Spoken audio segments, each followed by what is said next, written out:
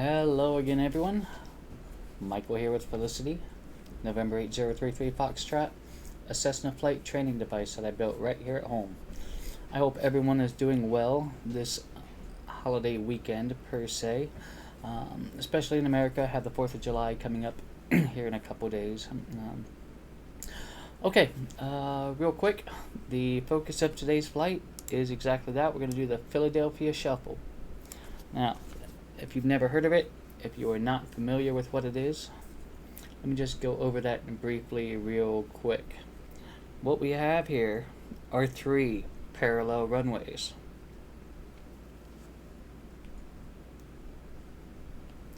One, two, three. And what we're going to do, if you haven't guessed it by now, sidestep, sidestep. We're going to depart runway 09 right, sidestep over to 09 left, and then sidestep over to runway 08. That's going to be our plan. We're going to do that quite a few times, most likely, and then we'll probably depart the area and figure out someplace else to go relatively close to Philly. This will be kind of exciting. I haven't done this one yet. So let's go ahead and talk about Philadelphia International.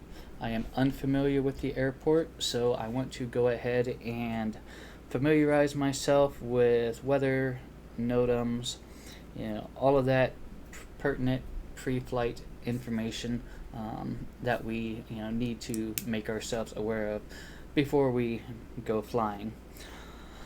So let me go ahead and clear this out real quick. I actually loaded this up at the FedEx ramp. It's actually closest to our intended starting point. Let's see if we do have any NOTAMs here at Philadelphia that would possibly affect our flight today. M. Stein, hello my friend. Welcome on in, and thank you so much for that resubscription. 6 months in a row. Seriously, thank you so much. I greatly appreciate it. Your continued support of the channel means so much. Okay, let's take a look at our weather. We are using Active Sky for X-Plane 12 as our weather engine. It is actually working, so weather servers are active. And winds right now are out of 140 at 6 knots, so we are going to have a bit of a crosswind on all 3 of our runways. And my plan is to essentially do a pattern utilizing all 3 runways. We'll depart 09 right, do a touch and go 09 left, do a touch and go at 08, and circle back around, and we'll do it again.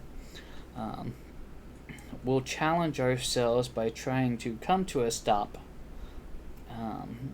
once we do a touchdown at 08 before we get to the end of runway 26, which as long as these runways are, I don't foresee that as being a factor.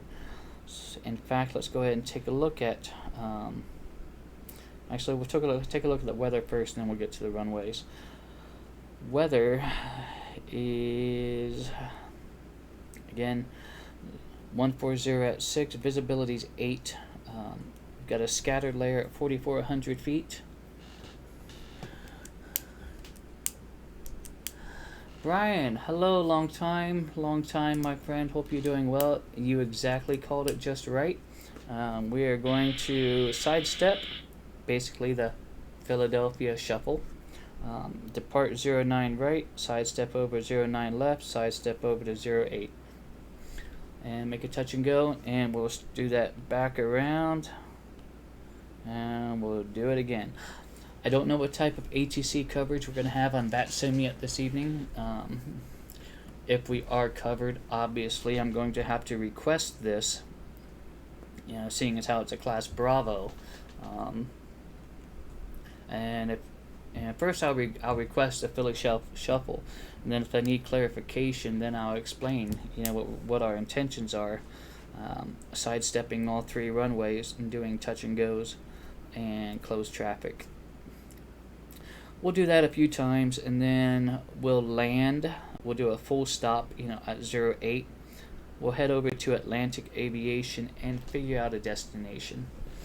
Um, so Brian, hope you've been well. It's been a minute. Since you've flown with us, we've actually added the rear window to our plane, so we now have a full 360-degree visual, which is really kind of nice. I actually managed to dial in the display settings so that the rear-facing camera is not so washed out, so that'll be a plus as well. We have a broken layer at 13,000 feet and a broken layer at 25,000 feet, and field elevation is 36 feet. So our ceiling in this case is going to be 13,000 feet. We're going to be nowhere near that high. Let's take a look at our NOTAMs.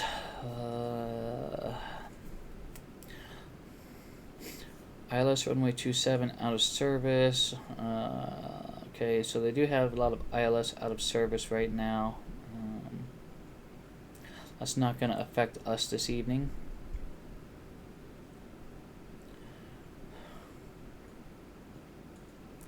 Runway 0826 is closed, 09 are left, and 27 is closed. Oh, well, that's a bummer.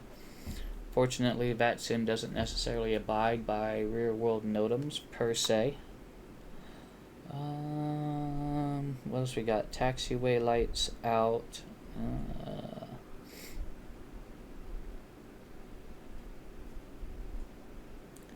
Man, a lot of taxiway lights out. Runway exit sign lights out. Obstacle NOTAMs, nothing there. Arctic NOTAMs. This isn't going to affect us, but if we were actually going somewhere and utilizing, an IFR route, we'd certainly want to know about any Arctic NOTAMs or TFRs that may be in the area. What else? Talked about our NOTAMs, talked a bit about our weather. Runways, that's going to be some important information. Let's take a look at our runway lengths. The 09er right is 12,000 feet long. That's a long runway, so this isn't going to give us an issue whatsoever. And then our next runway is 9,500 feet long. And then our shortest runway, our landing runway, is 5,000 feet long. So that's 1,800 feet longer than my home airport runway. So honestly, we'll probably be airborne before we even get to the 09er left threshold. But the challenge today is going to be that mild crosswind. So we are going to have to keep that into account. Again, wind direction is 140 at 6. So that's going to be coming from kind of the southeast-ish. Kind of roughly like that. So we're going to need to, put that wind correction in, maintain that wind correction, and put that crosswind correction in for our landings as well. Talked about runways. We don't need to worry about any alternate airports. We're not going anywhere just yet. We'll go ahead and do a bit more briefing, once we get our shuffle done and figure out where we're going to end up going. We'll talk more about, alternate airports then. Fuel requirements, we are going to take off on full tanks. We have 36 gallons of usable fuel on board our 172 Foxtrot model. And takeoff and landing performance is, we've got plenty of runway. These runways are designed for, big airliners, and we're in a little 172 Foxtrot. So I don't think we're going to have an issue with runway lengths whatsoever this evening. Okay, so I think as of now, I don't think we have too much more pre-flight we're going to have to do. Let's go ahead and talk about our weight and balance real quick.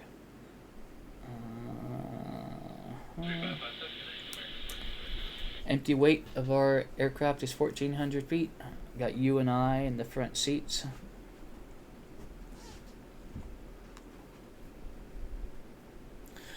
Landing runway at Charlie Yankee Quebec Tango is 5,700 feet. So yeah, the shortest runway here is 5,000 feet. Yeah, I couldn't even fathom a 12,000 foot runway. But let me tell you something about 12,000 foot runways, 10,000, 8,000 feet runways. It can cause, especially if for somebody like me that's so used to a shorter runway, it can cause almost a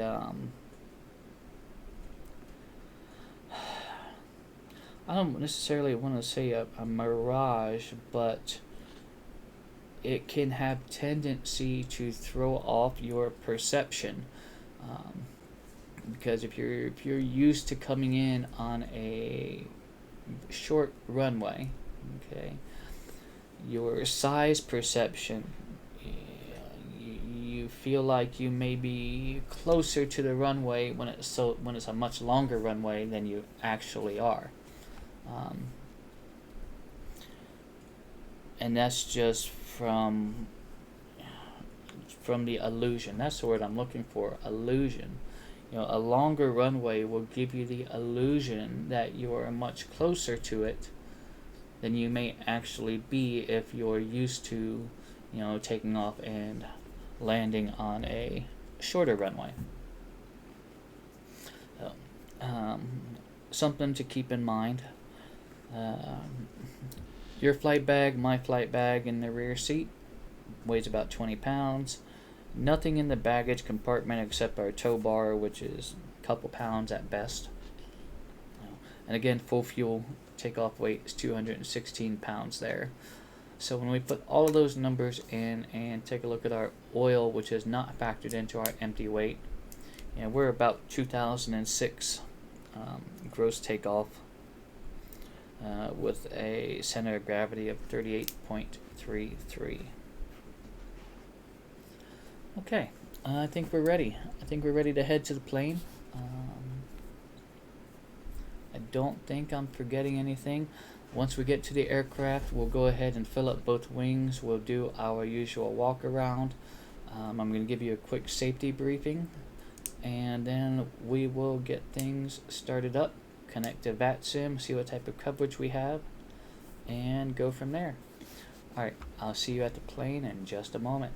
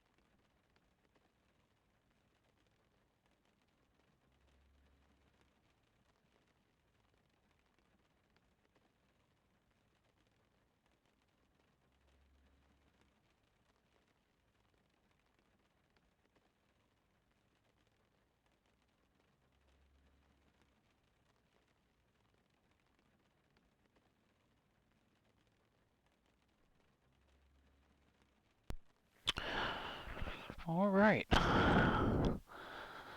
Hello again, everyone, and welcome aboard, Felicity.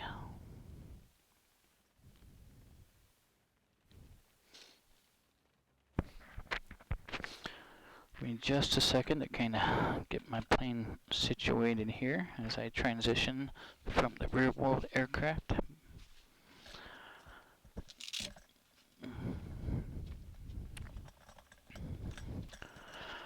Okay. All right. As I said earlier, we're um, doing the Philly shuffle, departing 09er right, sidestepping over to 09er left, and then sidestepping over to 08, doing all touch and goes, and then circling back around, and we'll do it again. We'll do this a few times and then figure out some place to depart to and fly to. Oh yes, today is Canada Day, so happy Canada Day to all of my Canadian viewers. Brian is one of them. I know that Stephen is another one. And I know that I have a few more that come in and fly with me on occasion that are from Canada. So happy Canada Day, and Brian, thank you for reminding me of that. Okay, let's go ahead and actually, I'm curious, did I download? I did. All right, great. We should be able to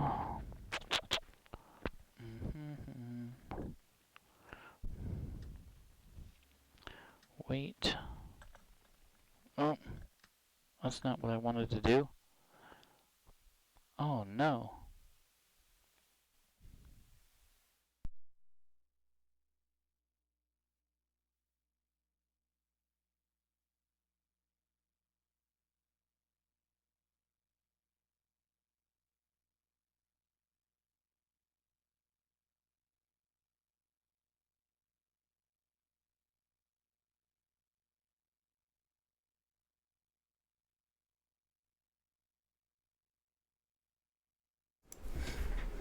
Technical difficulties. My X-Plane command station totally just restarted my computer.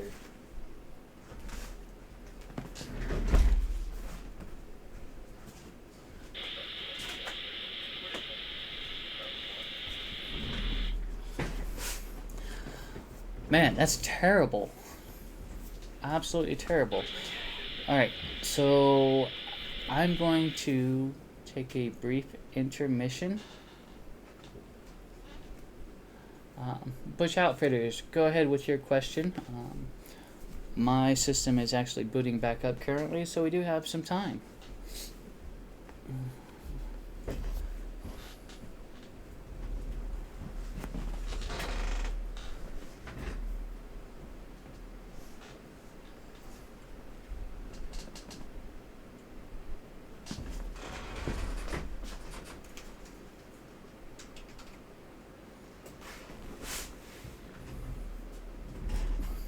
Well, I have the instructor station for X-Plane, and I think I hit the wrong button and I completely shut the system down, as opposed to doing exactly what I wanted it to do, and that was go directly into my weight and balance.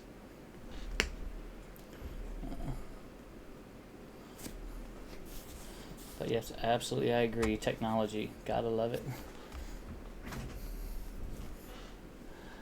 Actually, I run on 3 PCs.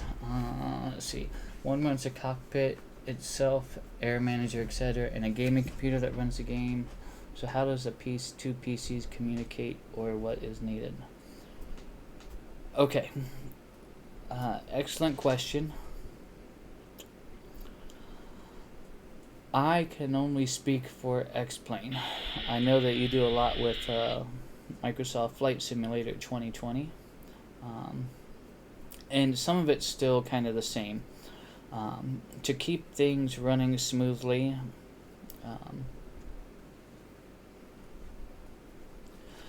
WestJet, absolutely, there is some things that have changed, and we'll go over that here in a little bit. But Bush Outfitters, to keep things running smoothly, the only thing that I have running on my flight simulator computer is the flight simulator itself. It's only running X-Plane. And on that note, let me get it started back up and we'll continue this conversation.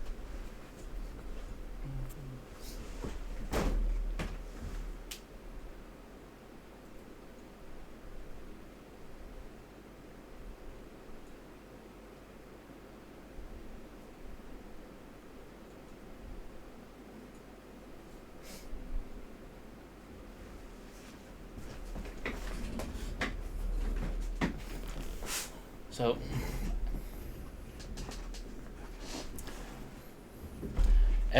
my flight model computer, it just runs X-Plane. Air Manager, Active Sky, XP, and some other processes that I need for hardware, those all run off of a slave computer, and it communicates through my home network, over the network. So X-Plane needs to be set up to receive those communications, and I know that MSFS also has the capability. So if you're using Air Manager, within Air Manager you would assign, or you would tell Air Manager where to look for your flight simulator.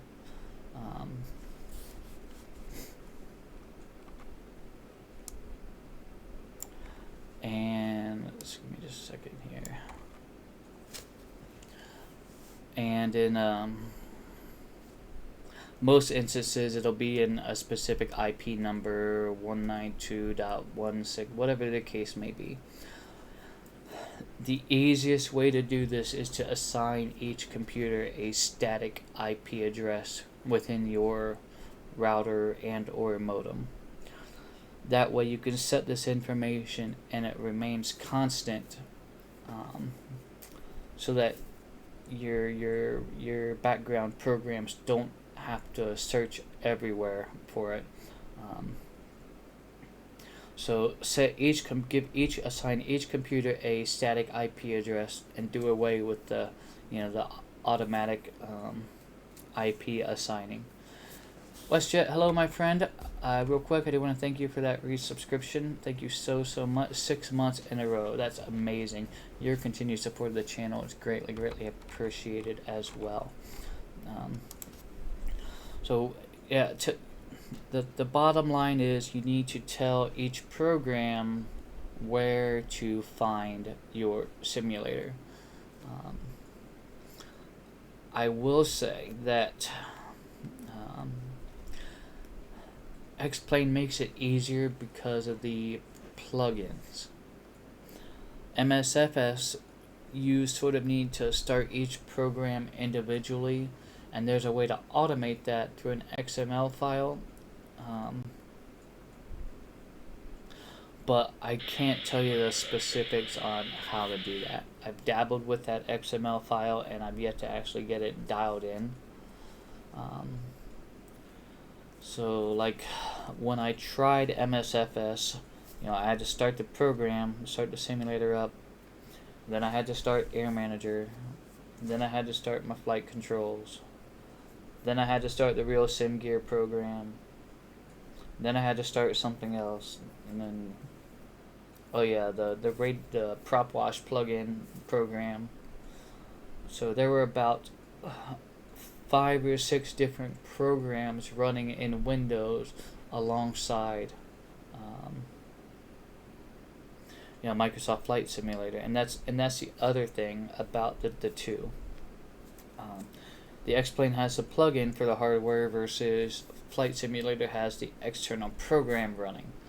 So the more programs you're running externally, and the more resources your CPU is utilizing alongside the simulator. Speaking of that, let me see where we're at in our loading process.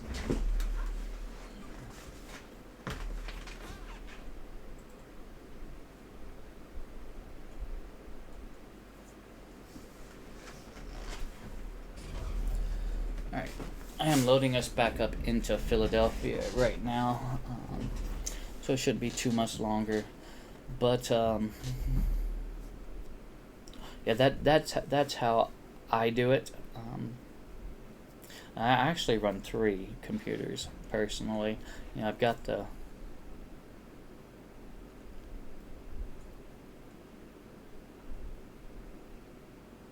yeah, absolutely. When you start building a cockpit, you're gonna need to spread that workload across different computers.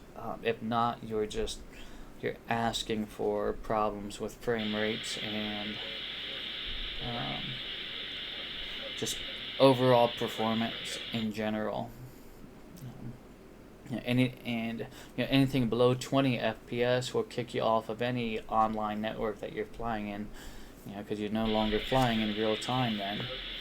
Whether you're IVAO or POSCON or VATSIM or Pilot Edge, once you drop below that 20 FPS threshold, it just doesn't make things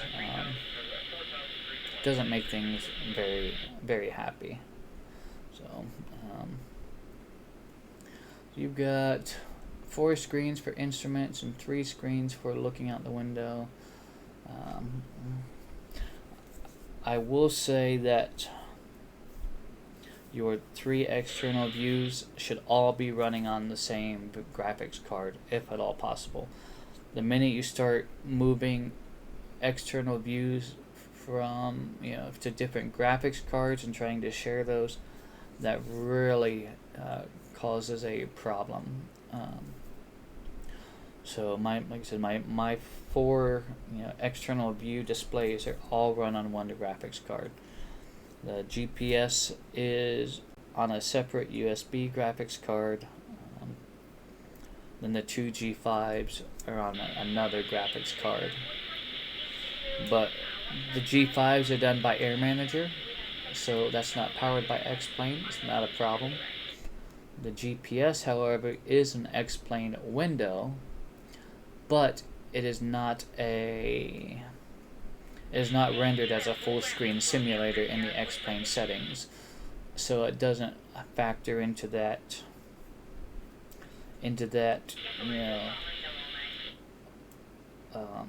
running X-Plane on a different graphics card type scenario. And it does look like we're loaded back in. So let me step over here to the other computer, restart these processes.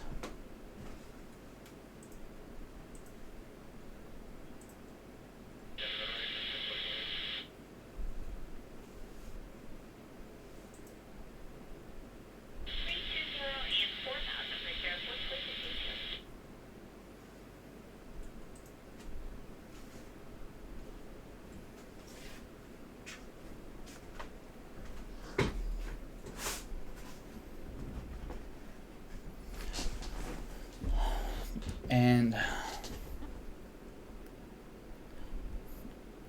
that does pose an issue. And here's the other thing that I found about the GPS windows in MSFS.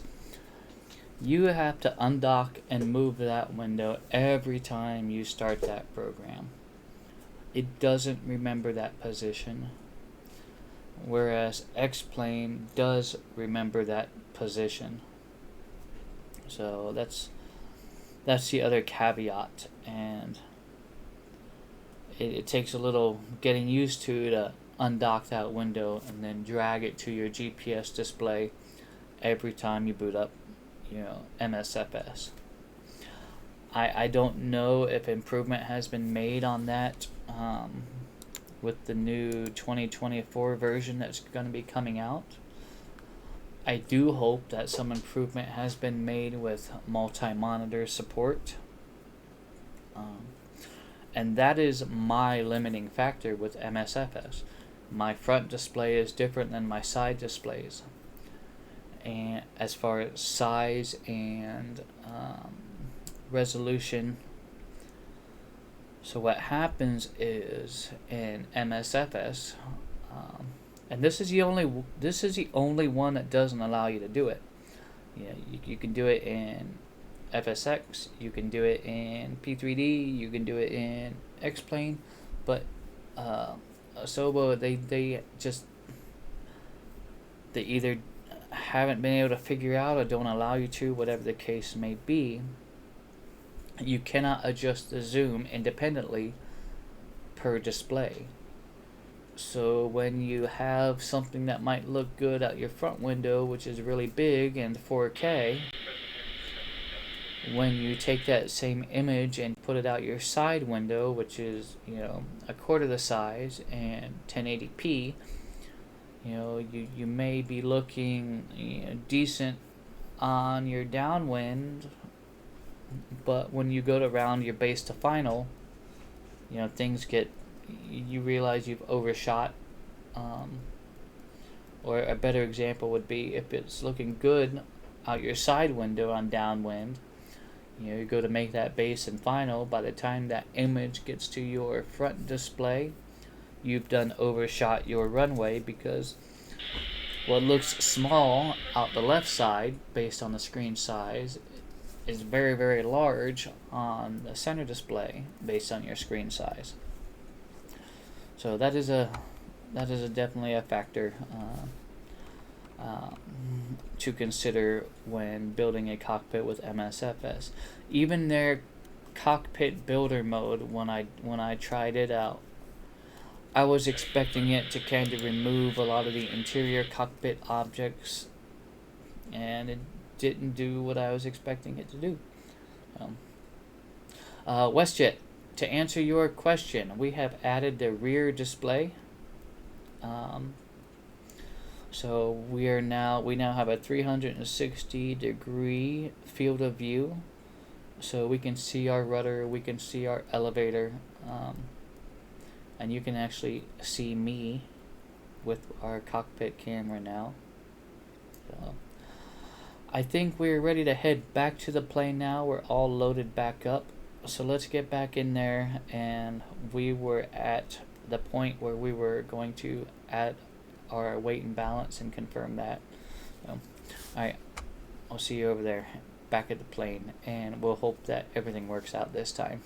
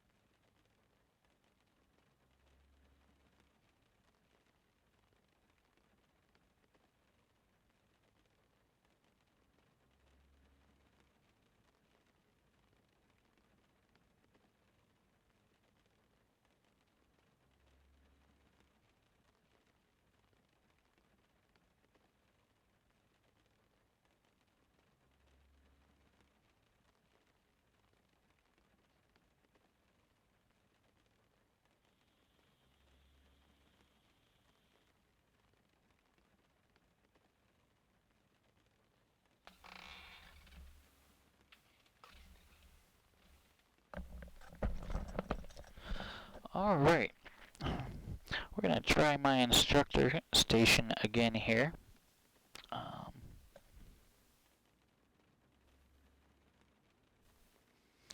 So yeah, it looks like that'll be working. WestJet, happy Canada Day. Sorry I forgot to mention that when I saw you come in here.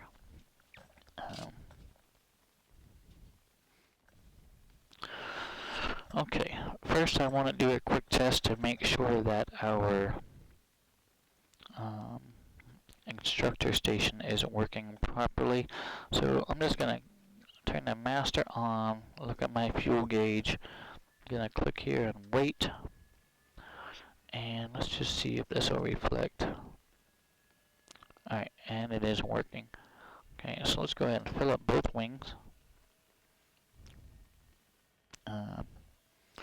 And our payload is correct.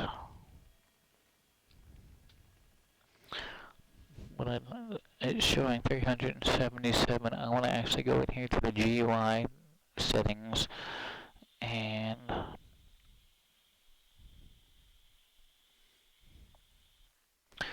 So that's kind of a caveat, is the instructor station only allows me to set a total payload, whereas in the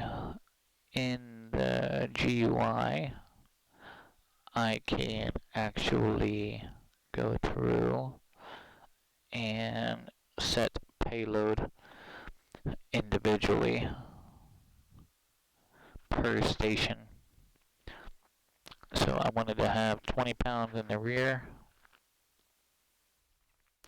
no baggage, and you and I up front.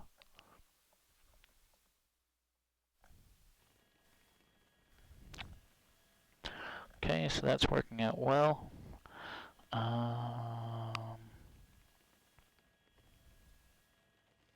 We are using Active Sky for weather right now, so I'm not going to try to attempt changing the weather. I don't want to create a conflict between X-Plane weather and Active Sky. But at least we know that the instructor station is working like I kind of expect it to be.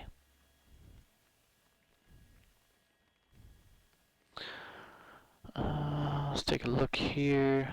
Alright, we actually have coverage now. And alright, so we're in Philadelphia. Who's got us? Is this DC Center?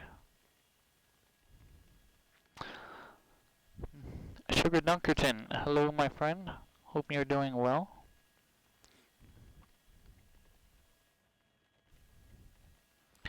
Okay, so let's go ahead and, alright, so we did our weight and balance.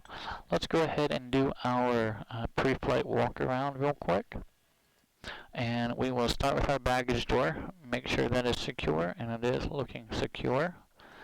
Move right along to our left rudder cable. Yep, it is a new reverse camera angle, and we did add our new back window. So, you know, when we do our flight control check, I can turn my head back and take a look and confirm that my rudder and elevator is working like it should be. But right now we are checking our... Right now I need to start up my flight controls. And this is why we do pre-flight. Okay.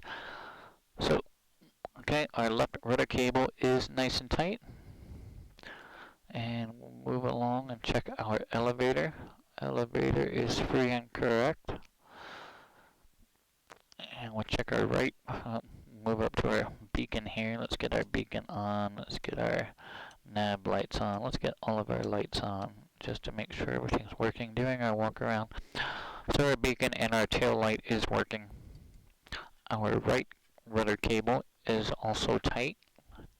Nothing to worry about there. VOR antennas are all in place.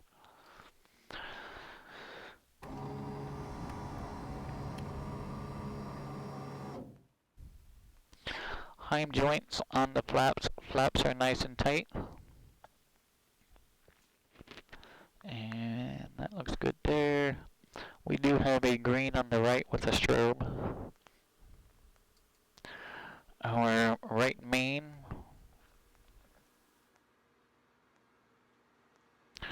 is inflated, is not flat. Our front main looks good.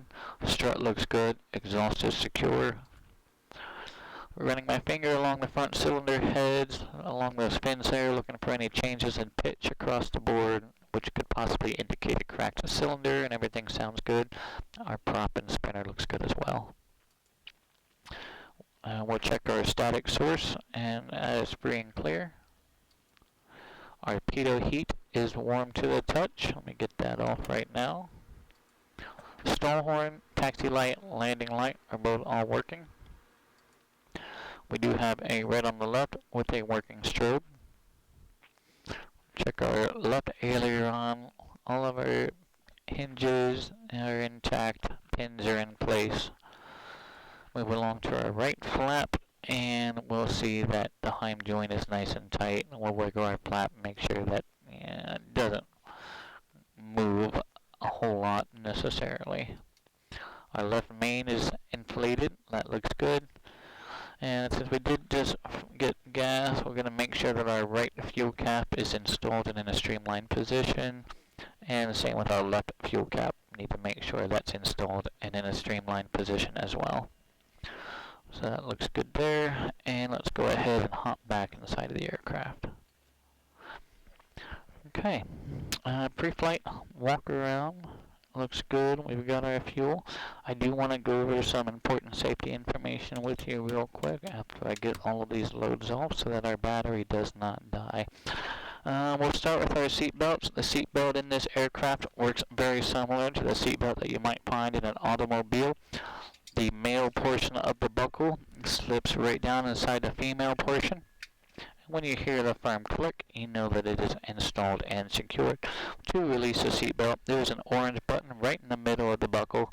Press that orange button and the seatbelt will pop right back out just like it would normally in a standard automobile. 2 air vents in the airplane. It works off of a ram air style system. You have air that comes rushing in and out through these vents. There is no on-off per se, but feel free to rotate them up or rotate them down, or you can slide them in to prevent the air coming in and hitting you. I will recommend that you do not have the air vents pointed directly at your face, because if you do, the air rushing by the microphone on your headset does have tendency to interfere with the aircraft intercom. There is a fire extinguisher in the unfortunate event that we do have an airplane fire. It's a type BC fire extinguisher. It's located right behind the console here. Just go ahead and grab that out of the clips. And the way this fire extinguisher works is you would pull the pin, aim at the base of the fire, squeeze the handle, and then sweep back and forth from side to side. There are 2 exits on the aircraft. You exit the aircraft the same way that you entered the aircraft. And the way these doors work, you just firmly push out until the door unlatches, and then to close the door, you just pull it back until it latches back closed. And the way your headset works, your headset does work just like a pair of earmuffs. You slip it right over your head, place the boom of the microphone and directly in front of your mouth. If you cannot hear yourself talk, then I cannot hear you talk. And when we're flying, talking is kind of important. Speaking of talking, feel free to talk throughout the duration of our flight. There may, however, be a time where I need you to remain quiet, particularly when I'm talking to ATC, and if that is the case, I'll just hold up one finger like that, just to kind of give you a signal that I do need you to remain from speaking, and of course I'll let you know when you can go ahead and start talking again. Speaking of talking, I do love hearing about other airplanes that might be in the sky around us. If you do see an airplane, please feel free to point it out to me. Hey, I see an airplane up front, or I see, prefer the o'clock nomenclature. I see an airplane at, 3 o'clock, 6 o'clock, all to your left, whatever the case may be. I love hearing about airplanes, especially airplanes that are in the sky when we're in the sky. So yeah, do you have any questions about anything that we've gone over so far? Alright, great. I know that a lot of us have flown together before, but feel free to do ask any questions. That's always important if you have questions. Okay, again, real quick, our plan is to Philly shuffle this evening. We'll request 09er right, and then a side step over to 09er left for touch and go, and then a side step over to runway 08 for touch and go, and then close traffic, and do it again. So let's go ahead and connect to VATSIM. Hey babe, hope work is going well. Thanks for popping in. And we are not a P51. Type 172. Gonna connect to VATSIM. Give it a couple moments for all of these frequencies to populate up. Meanwhile, let's go ahead and get things started up. Then while our engine warms up, we'll file a VFR flight plan. Okay, we're on our interior checklist, passenger brief is done. Takt time is 36.1. Circuit breakers are all in, and alternate static air is in. And we'll move right along to our start checklist.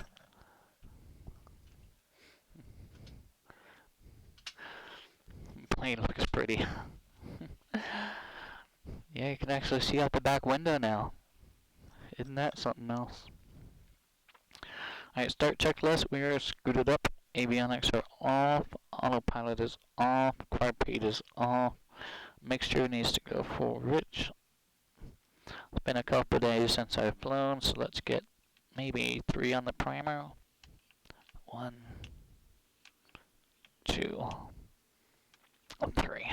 Okay, primer is in and locked. And brakes on. Master going on. Beacon going on. And mags to start. Here we go. Clear. Clear on the left. Clear on the right.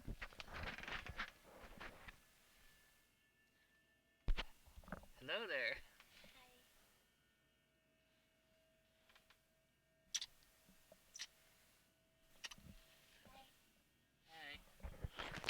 Alright. Man, glad I checked to make sure it was clear. Okay, master's on, beacon's on, mixture's rich, and max to start. Looking for oil pressure and RPM.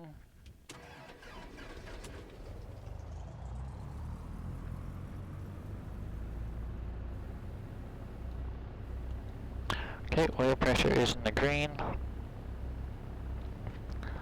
RPM is up. Let's get our taxi light on so that we can be seen. It's a bit warm today, so I'm going to lean us out just a bit while we're sitting here on the ground. And that does complete our start checklist.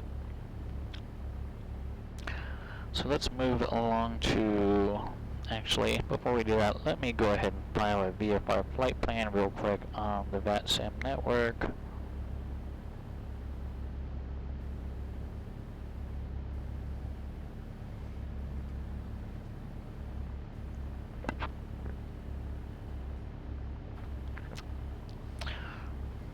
Okay. Call sign November 8033 Foxtrot. 3 Foxtrot. VFR, we're type 172 this evening. Lightweight category, we do have GPS on board, we're equipment golf. Departure, off block time, it is 9, 10, 12, 1, we'll just say 0125. Altitude, let me just check a look at the AFD. Want to make sure what pattern altitude is here.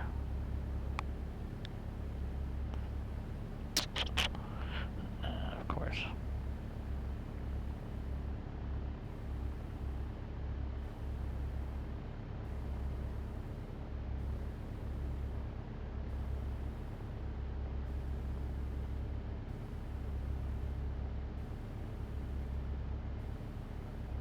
Alright, so we're going to assume a standard 1,000 feet pattern altitude, and looks like everything is left traffic.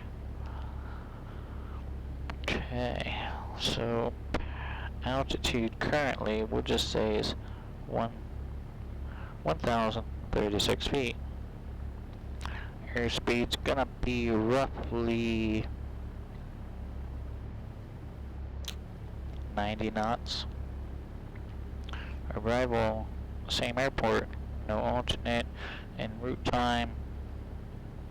I don't know how long we're going to stay around in the pattern here. Let's just call it 30 minutes for now. Fuel endurance, we had 5.5 hours of fuel on board based on our weight. And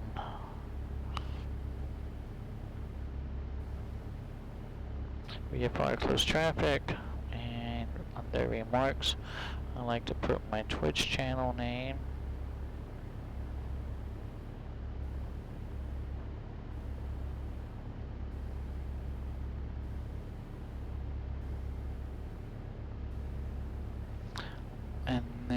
and we'll put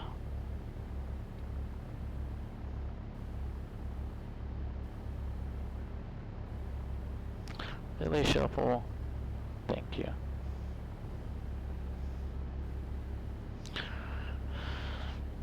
Okay, that looks good.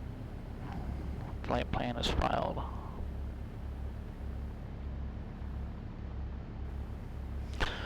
Okay.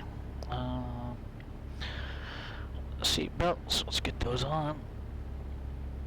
Actually, I'm gonna have to step out in just a moment, so I'm not gonna get it on just yet. Meanwhile, let's get my flaps up. Let's get avionics on. And do we have any ATIS here?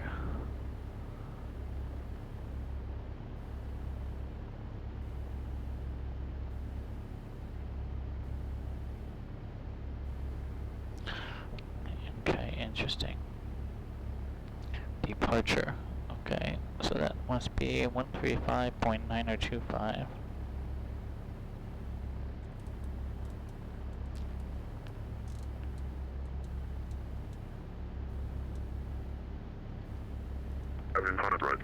Ceiling 6,500 broken.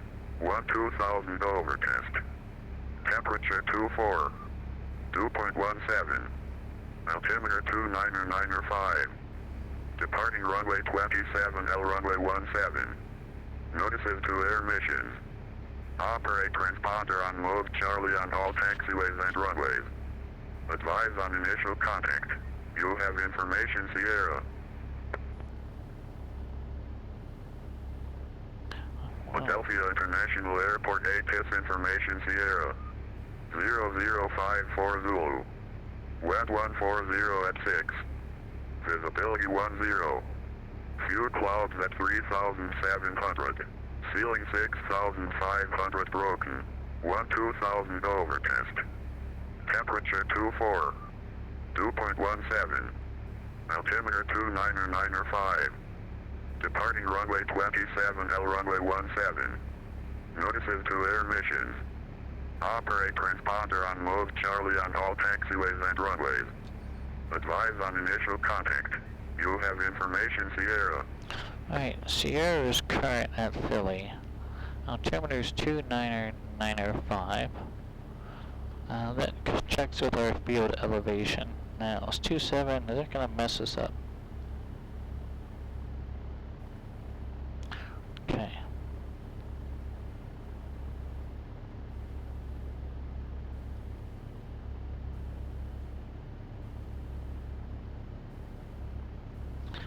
That might just mess us up. So here's what we're going to need to do.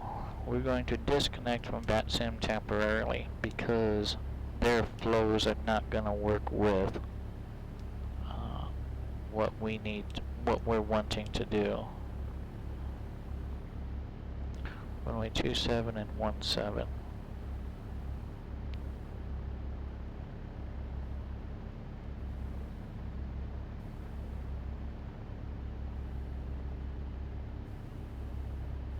Tell you what.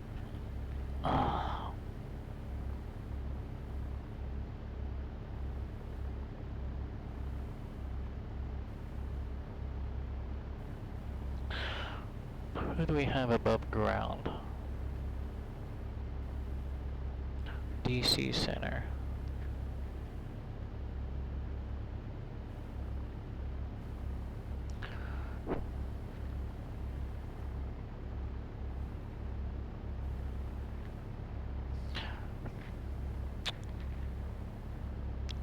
Let me send him a message just real quick.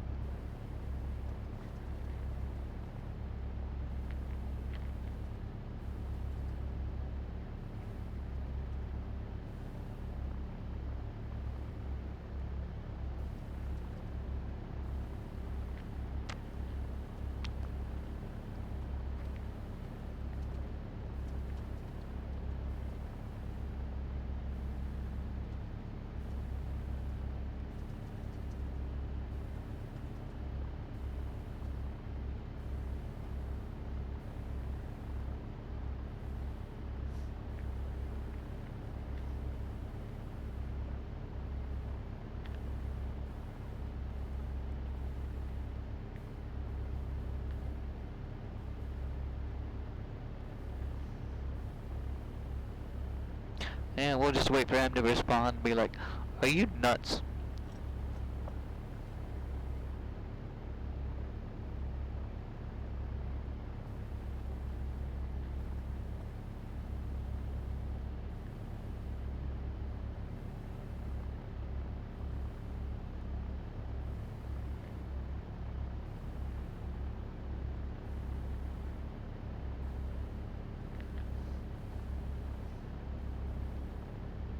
Something like this we would normally request from the tower, but we don't have a tower controller currently at Philly. And DC Center is probably gonna be pretty busy to clear me to land all 3 one-ways.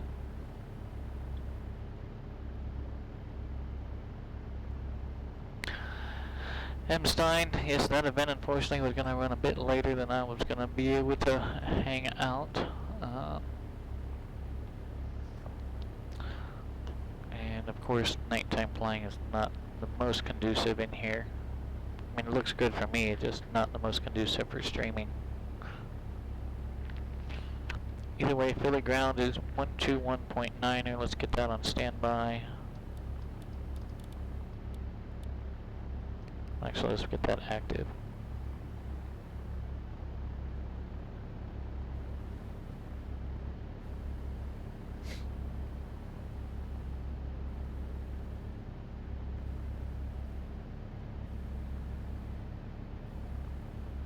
It's a 2-hour flight and a 172 for you this evening, huh? Load up in Charleston for tonight's event. Kids are being kept up by fireworks. Yep, it's that time of year.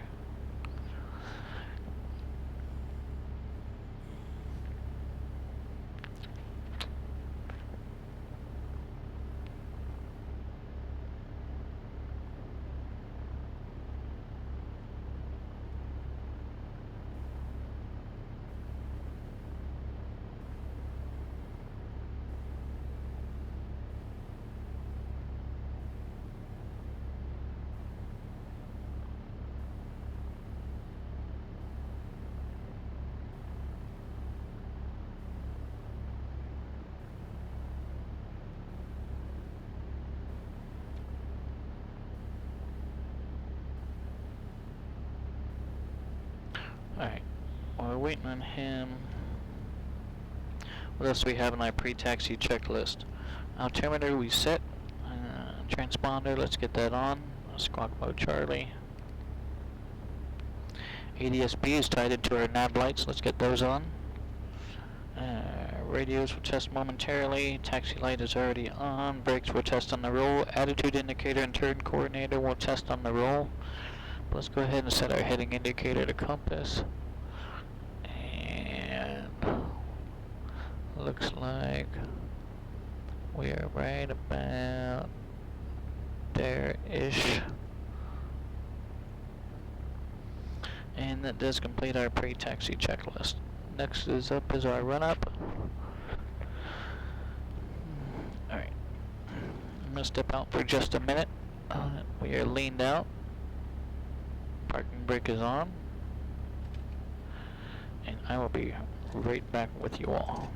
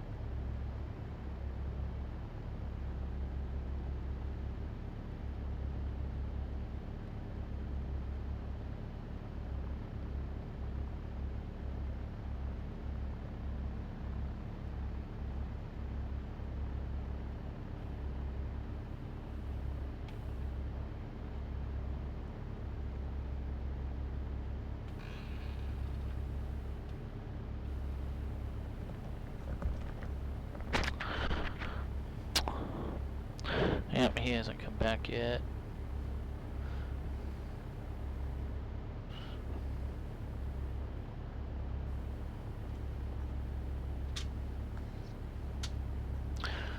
Alright, so what we'll do is we're just going to probably disconnect from the network.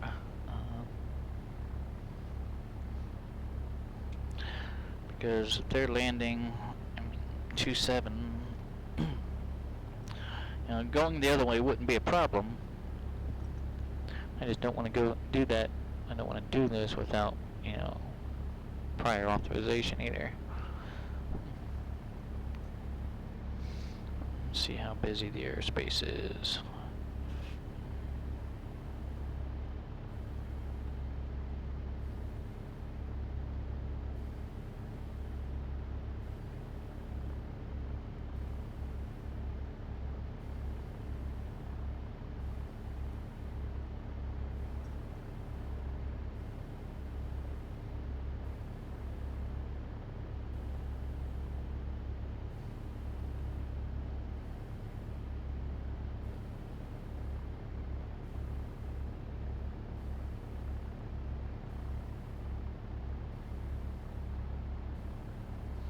Alright, we're doing it off network.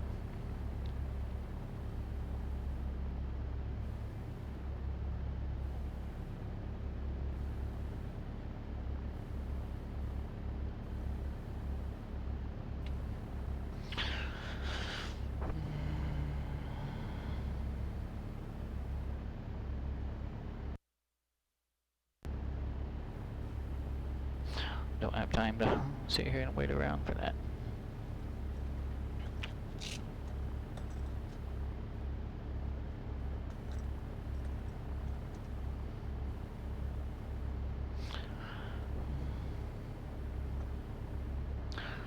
It is what it is.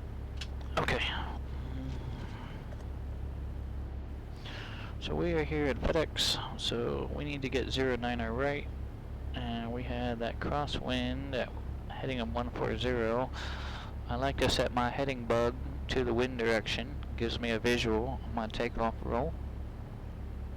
And it looks like I'm going to have to turn around to get down there. So what we're going to do is we're going to taxi down the ramp and make a right turn on Sierra. And to make things interesting, we'll just take Zulu down, do an intersection departure, and do things like that. Alright, manual brakes on, parking brake off, mixture's going rich, brakes off.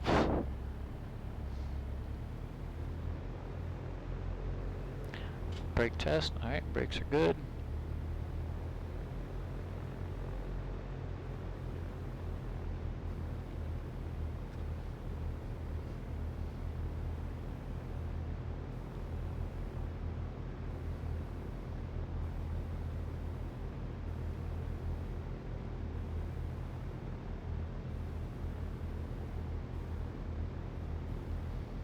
And we're just going to treat this as uncontrolled airspace. Philadelphia traffic, November 8033 Foxtrot is taxiing runway 09er right via Zulu, Philadelphia. Let's go ahead and get our landing light on for our taxi. Put that wind correction in for our taxi roll.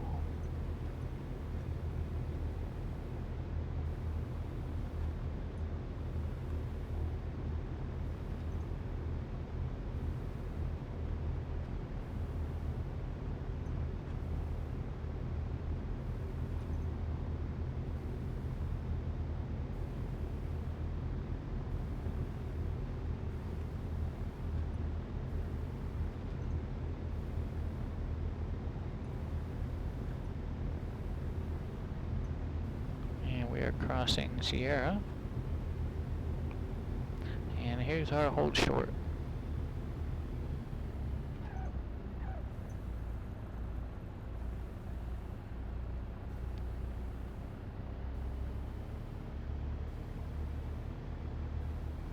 Approaching runway 09 right. You got gotta turn that up again. Keep forgetting to do that. Stepping out one more time.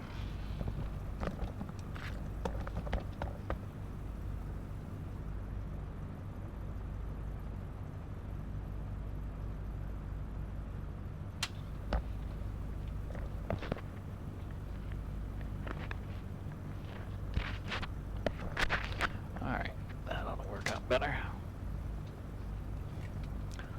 Seatbelt going back on. Okay.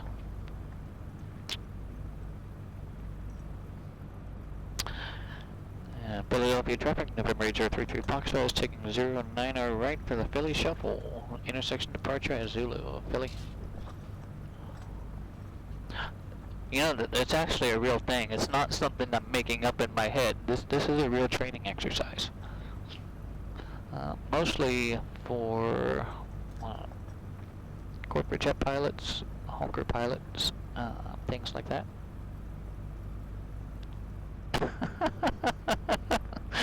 DreamNet, hello my friend. Hello. Hope you're doing well.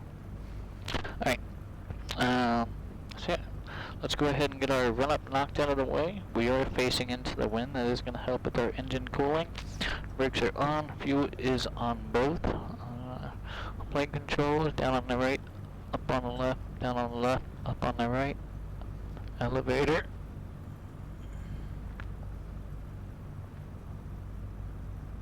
Elevator and rudder. Good. And brakes are on. Primers in and locked. Mixtures for rich. 1600. Here we go.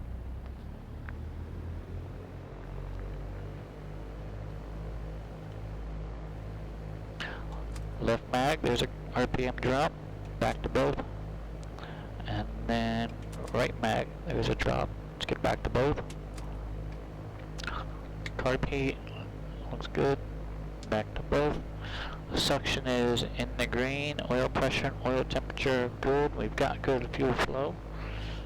Okay, let's check our throttle friction. Let's go ahead and idle back, looks good there. And I am going to kind of pre-flight myself real quick. Don't have any illnesses, not on any medications. Not currently stressed. I feel like I have a decent attitude today. The kids were driving me nuts earlier, but I'm good. Not really fatigued and not really emotionally distraught by any means. Now, come, you know, July 13th, one day before my PPL check ride, I might be a little bit stressed that day, so we won't be doing any virtual flying that day. Just be taking it easy. But yeah, for today we're good to go. Okay. And Philly traffic, November 8033 Foxtrot is taking the 090 right for the Philly Shuffle. Philly. Approaching runway 09 right. Entered runway 09 right, 9,200 feet remaining. Alright, remember we do have this bit of a crosswind coming in from our right, so we're going to have to take that into account.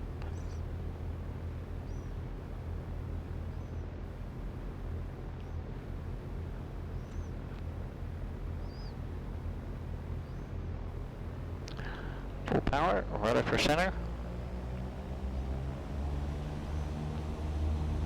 Put that wind correction in.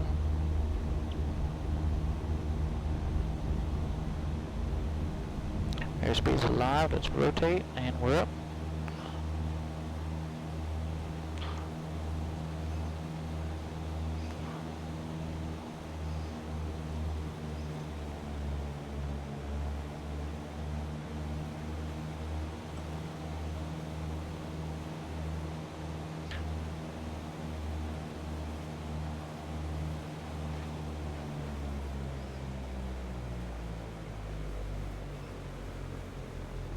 We're in the wide arc, we have flaps 10 for now. That's all we're gonna need, that's all I want.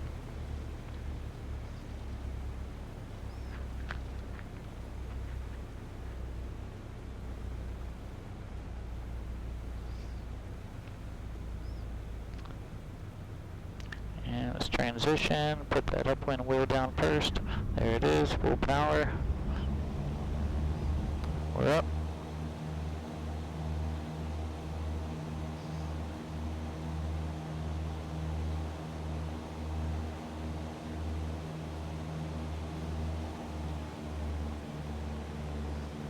Yeah, this is too easy.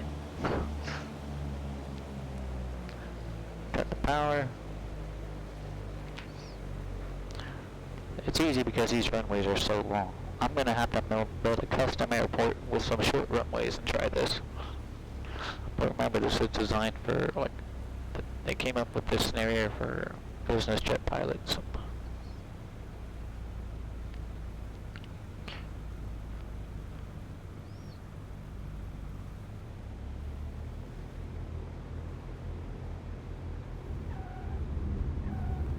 Flaps up.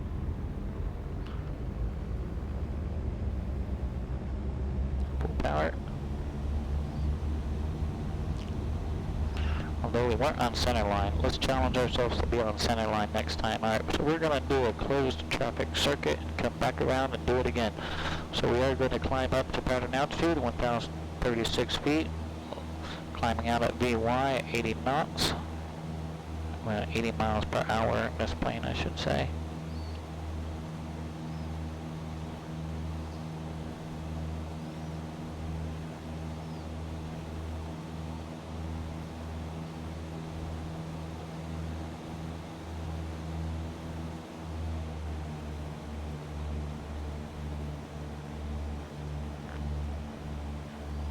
Looking for 700 AGL to make my crosswind.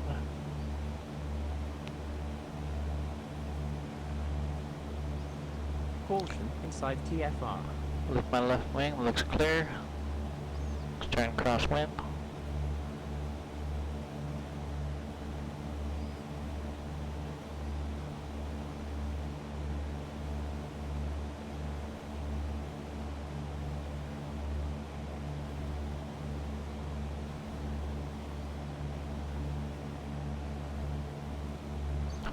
There's pattern.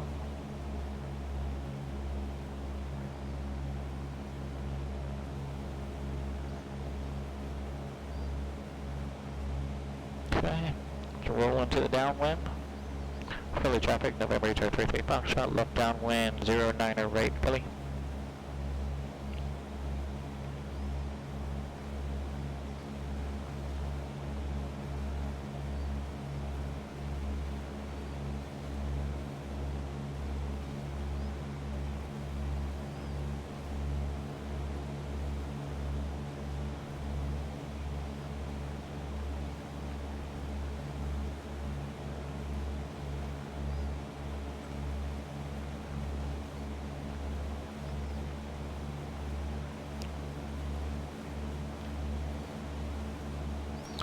Long runways, very long runways. Very, very long runways.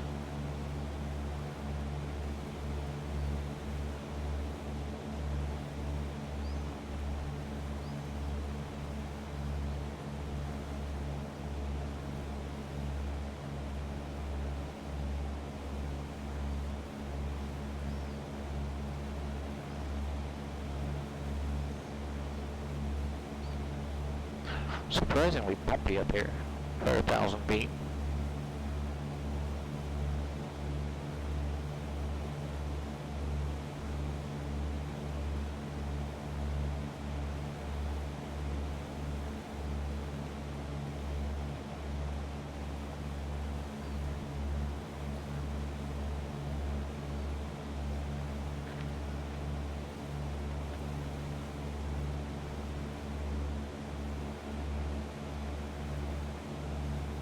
Alpha Kenny 1, 1310. Thank you for the follow. Welcome aboard, Felicity.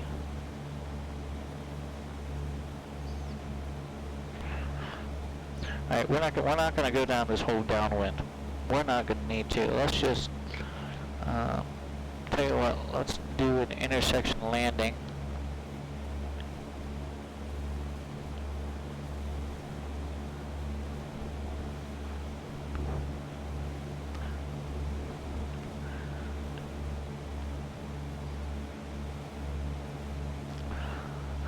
Alpha Kenny 1's requesting a shout out 3 times out loud. I think I can handle that. Shout out to Alpha Kenny 1. Another shout out to Alpha Kenny 1, and one more for good measure to Alpha Kenny 1. Welcome aboard, Felicity. Pleasure to have you, and once again, thank you for the follow. Okay, here we are, kind of a beam somewhere to the numbers, something like that. Tell you what, let's get our carpet on, drop the power back. We're in our white arc.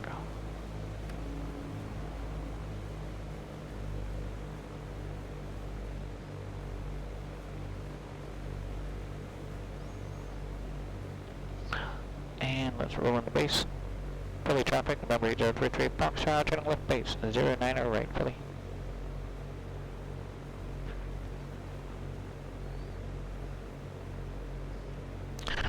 Yeah, I don't think I have that command set up in my any of my chat bots. And the reason is, you know, once I get started streaming, I have no control over OBS Studio.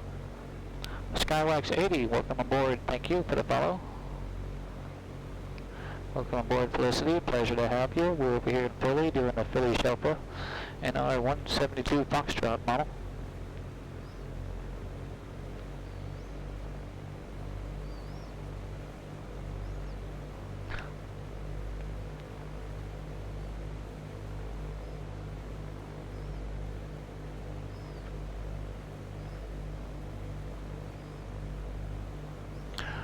Okay, there she is. Philly traffic, November 33 Foxtrot, turning final approach, 09 right, touch and go, Philly. Got the power back, got plenty of runway.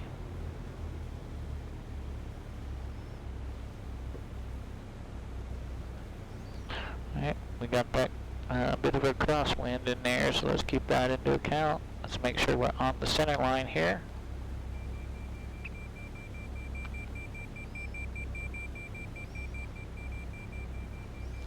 There's our inner marker. Alright, the center line looks good. Let's put that upwind tire down first.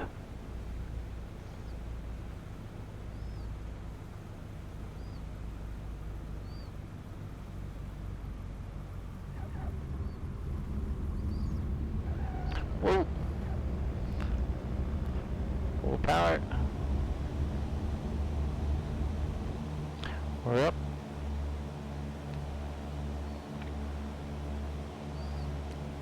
Tell you what, we did this at 100 last time. Let's climb up 200 and try that.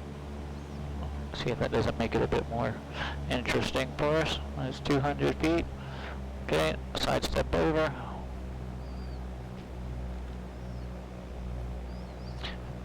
And tell you what I'm going to do. Let's add some power. I'm going to pull this 10 degrees of flaps out. We're going to do this no flaps.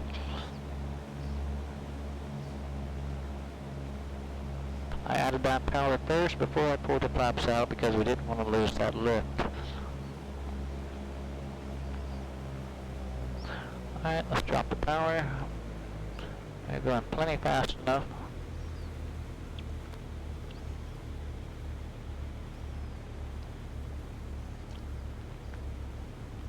Let's grab that center line.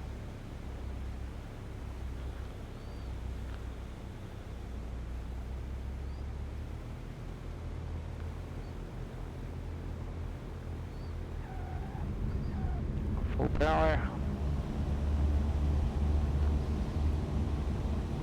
We're up.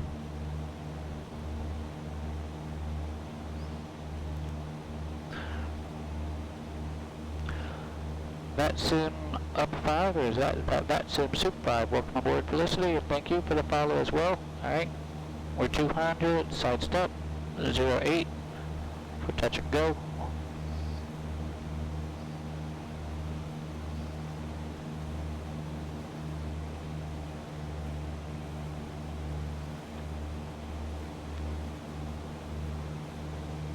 Alright, let's cut the power.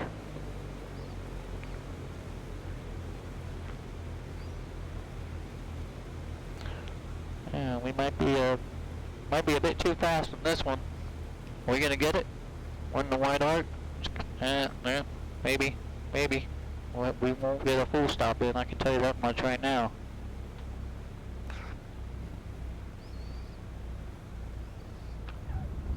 Full power. let's rotate. Philly traffic, November 033 Foxtrot, airborne off of 08, left close traffic, 09er right, touch and go, Philly. Holy wow, we got 400 followers. Well, thank you everyone so much. That means so much to me. It means so much. I greatly appreciate it. And when I started doing this a year and a half ago, I never would thought that I would have reached that level. I don't do a whole lot of promotion, so thank you seriously everyone. That's outstanding. That's really something. All right.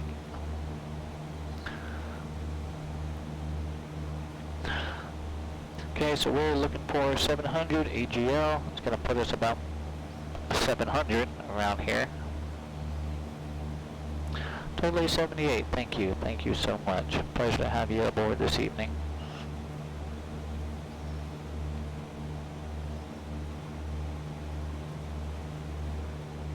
Alright, there it is. Lift my left wing. Looks clear.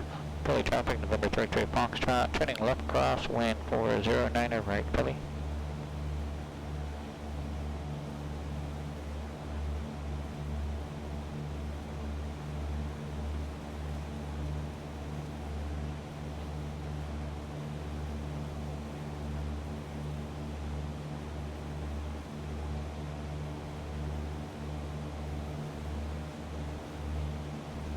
Roll right into our downwind.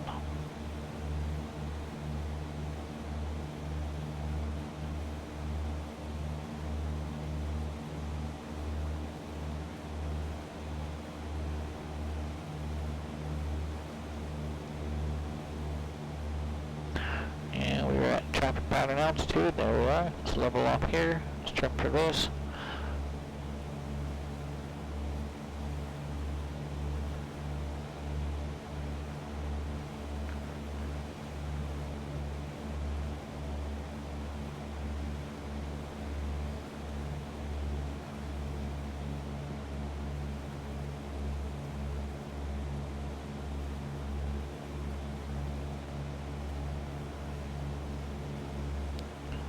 How are we doing? 1,000 feet, cruising along at 100 miles per hour. Downwind. Okay, good there. Let's double check our heading indicator, the compass. Good there. Okay, all of our lights are on. Good there. What else we got on our checklist here? Power mixture instruments. Okay. Landing runway is in sight. That's going to be 09er right. Okay, let's do a quick gumps. Gas is on low. Undercarriage gear is fixed and welded. Mixture is full rich. Power setting, we're looking good right here. And seat belts and the switches. Tell you what, let's go ahead and switch our landing light on. It is already on. I generally leave it on when we're in the pattern.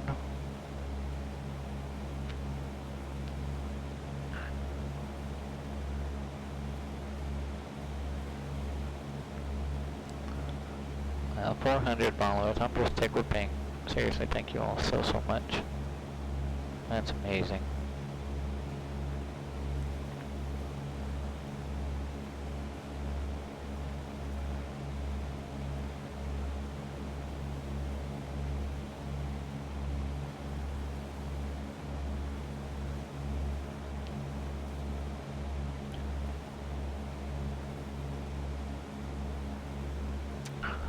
Okay, beam the numbers almost there. Like boss man, how long do I plan this stream for? Probably another 30 to 45 minutes or so. I want to do a couple more of the pattern here. Do a couple more shuffles, and then we'll practice some of the acrobatic maneuvers for air show coming up next weekend with the Virtual USA Flying Club. So I want to get some more of those maneuvers under my belt before the air show. Okay, being the numbers, carpet on, power's going to come back. Let's grab that left base. Philly traffic, November 33 Foxtrot is turning left base 09 right, touch and go, Philly. So once we do this a few more times, we'll climb up, we'll induce a spin, we'll recover from the spin, which will set us up nicely for a descent to get airspeed for a barrel roll. We'll roll our Cessna a couple of times, and then I'm going to try something absolutely insane, to be determined yet.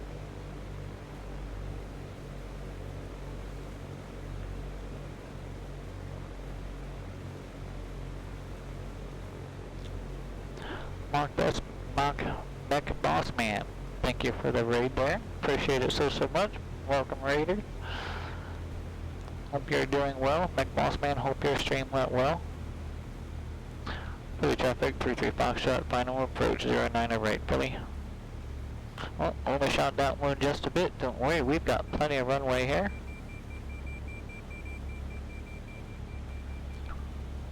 As long as we don't exceed 30 degrees of bank to correct that, we'll be alright. We still have that crosswind bit coming in at 140. It's not a big crosswind, but we still need to take that into account with some wind correction.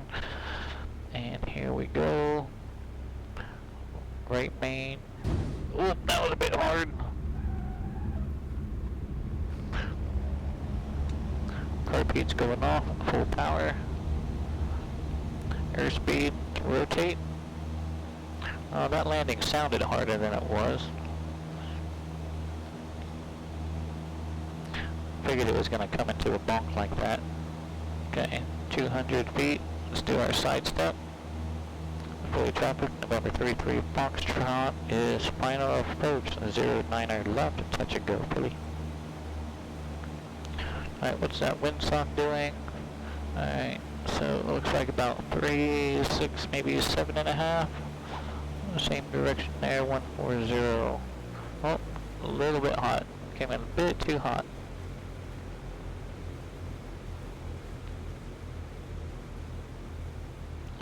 Still trying to build your following.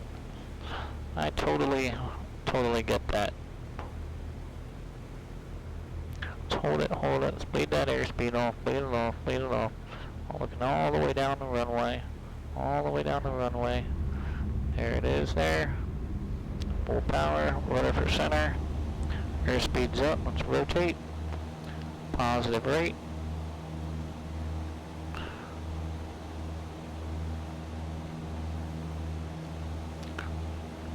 Okay, there it is, 200 feet, side step.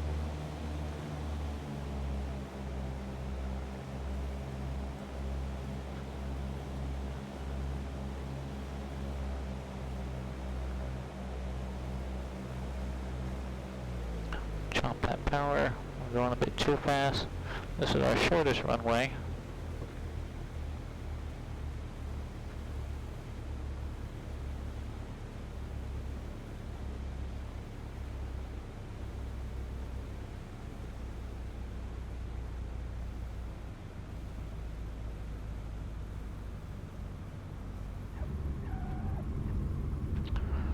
Full power, repeat off. Are we gonna get it? Yep, airspeed's coming up. And let's rotate.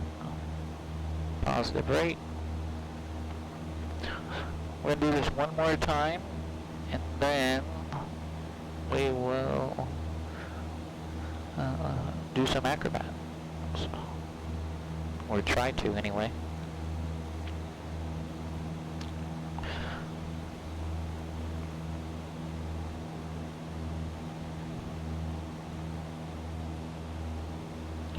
We're going to need that artificial horizon there,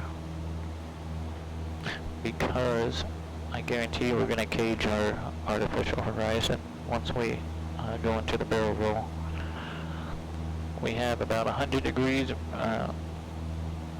vertical and about 60 degrees of roll before this thing cages itself. Okay, lift my left wing, looks clear.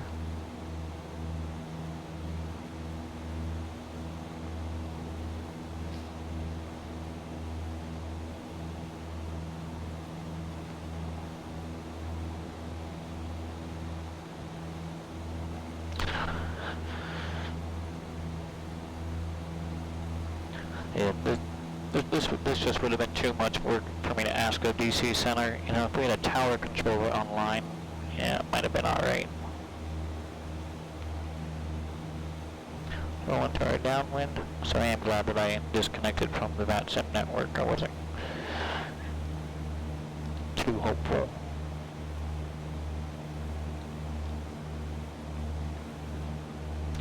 Because he would have had to clear us for all 3 runways.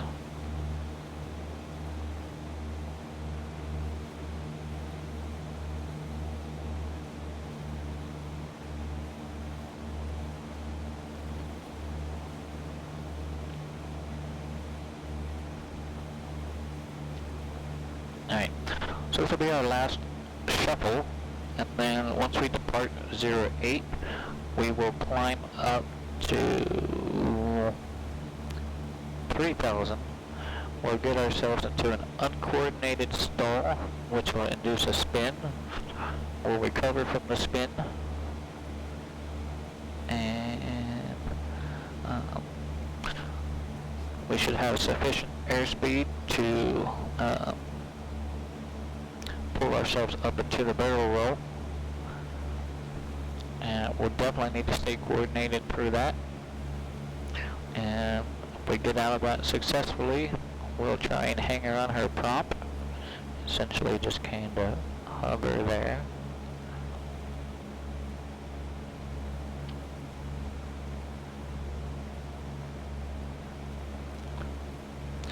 And if we do that successfully, I've never tried a loop in this thing. I don't know if the airframe is going to handle it. Yeah. But as long as we don't exceed a negative G, we keep it at a positive 1G, it might be alright. We'll see what happens. That's why I'm going to save that for the last, because one of 2 things is going to happen. Our airframe is going to stress so much that we're going to fall out of the sky, or possibly not be able to recover, and then I'll know that that's a maneuver that I won't be performing in the Virtual USA Flying Club's air show next weekend.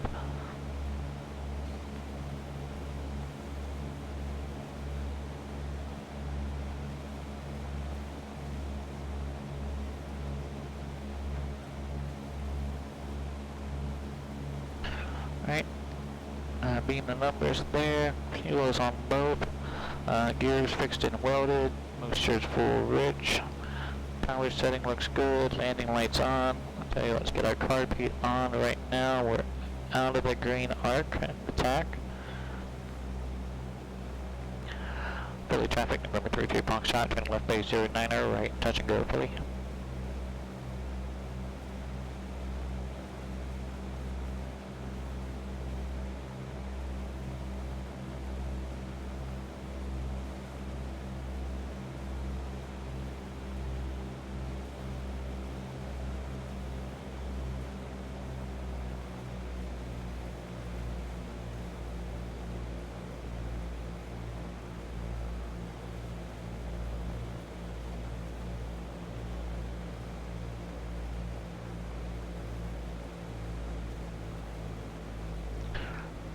No, we're not using flaps today. No flaps. No flaps.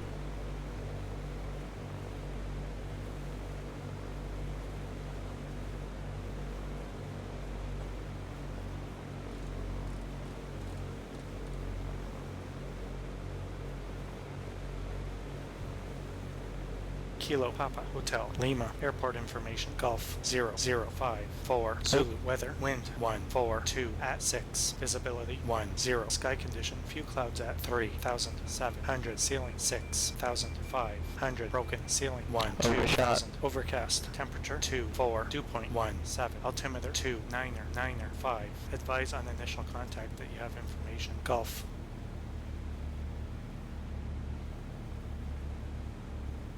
Kilo Papa Hotel Lima Airport information Golf 0054 Zulu weather wind 142 at 6 visibility 10 sky condition few clouds at 3 Full power, and let's rotate. We're up, positive rate. Hang on, so let's get over there right now, low and slow.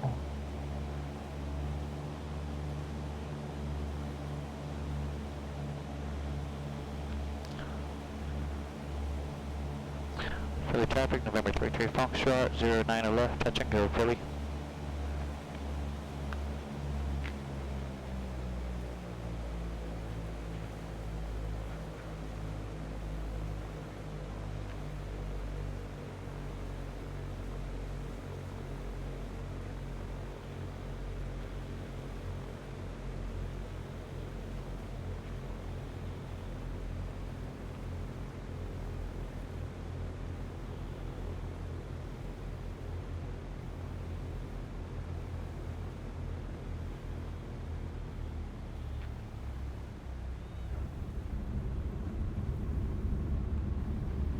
Full power, car paid off. Airborne.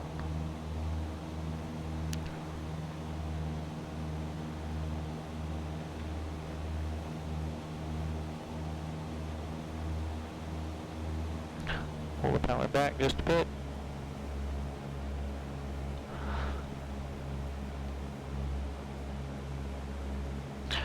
Anybody that may be wondering what airplane I'm flying, I am flying a 1966 Cessna 172 Foxtrot model. Originally with 145 horsepower light cooling. We've got a 280 horsepower Continental engine in it currently.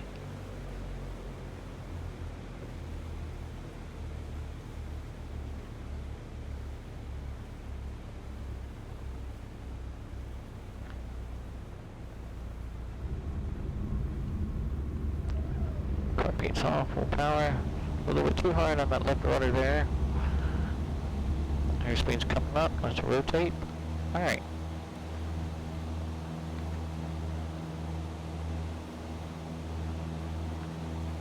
So we're gonna fly outbound for a little bit to maybe 1500. We'll do a cruise climb to 1500. We'll turn back around, head back towards the airport.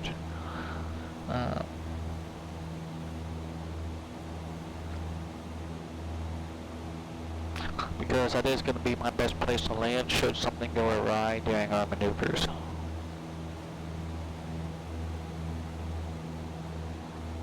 Our acrobatic maneuvers.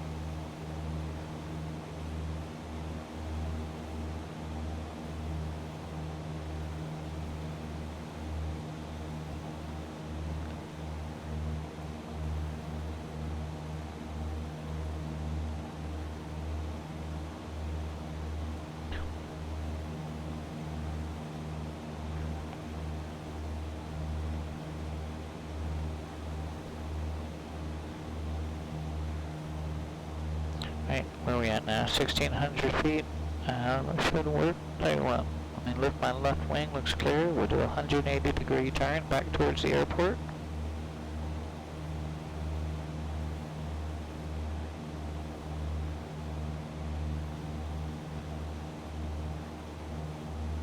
And I want to look for 3,000 feet.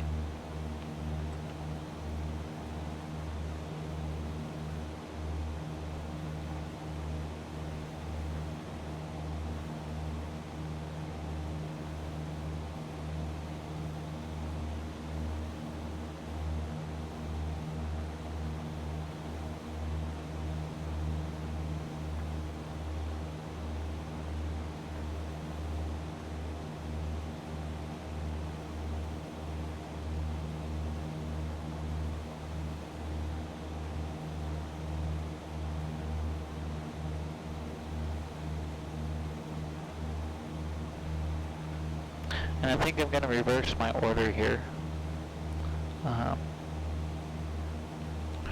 We're going to do our prop hang first, because I need my artificial horizon during that, and I know that once we do our barrel roll, that horizon's going to cage.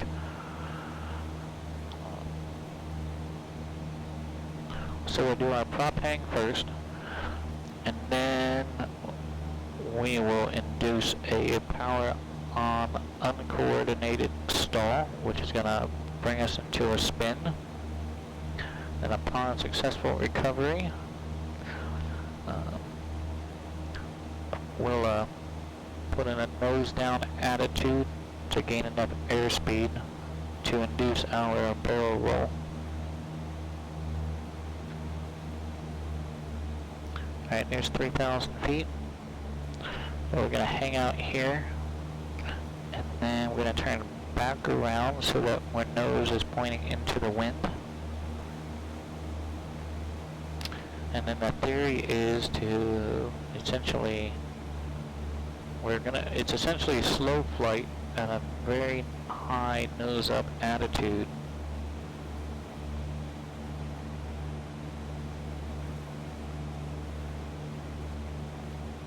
So we're really going to be pushing our plane to its limits this evening.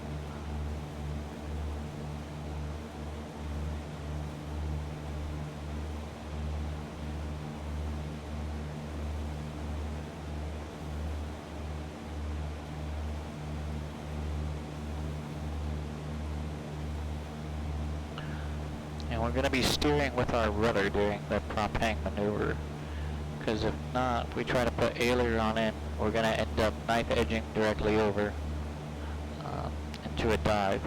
That's not what I want just yet.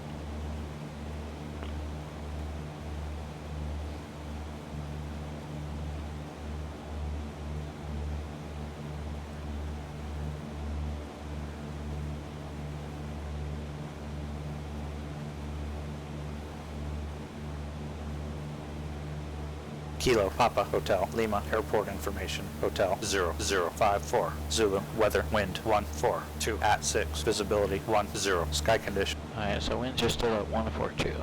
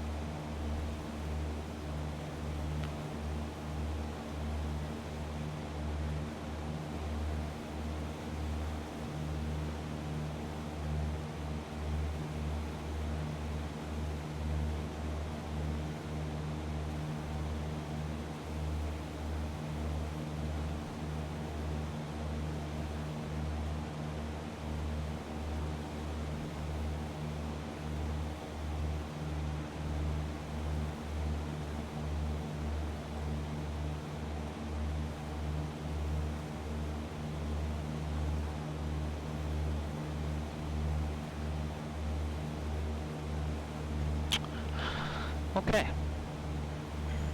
There's the runway, there's the airport. Let's try this. Lift my left wing, looks clear. Let's roll us into a 140 heading.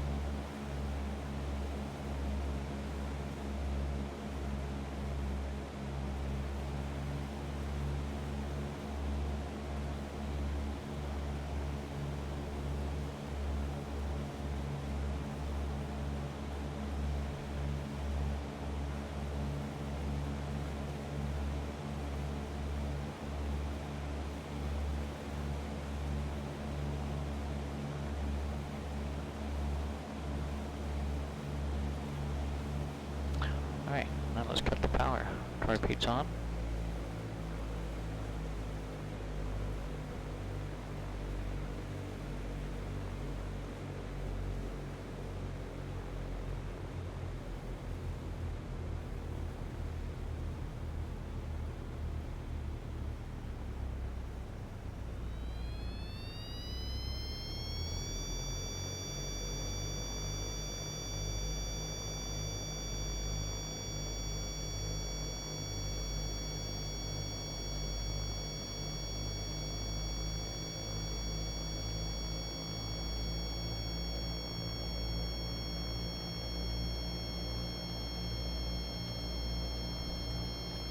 Oh, there it is.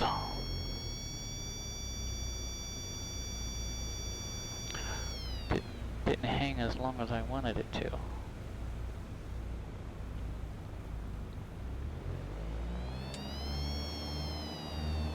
Let's get back on our heading. Try this one again.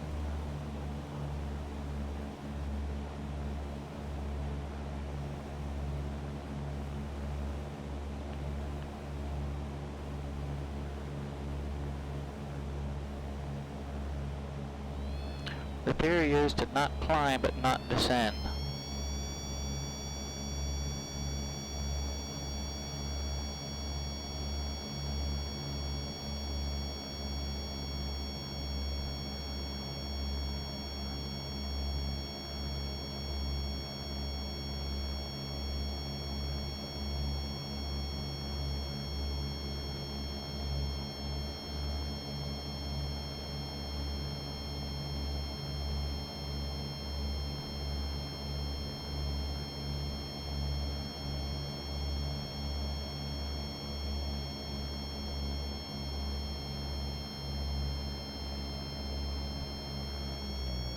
There's the brake.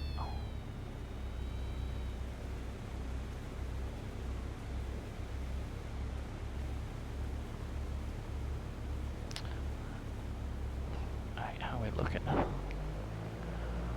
Let's get back on our heading. Let's face back into the wind. We're still about 3,000 feet, so we haven't lost a whole lot.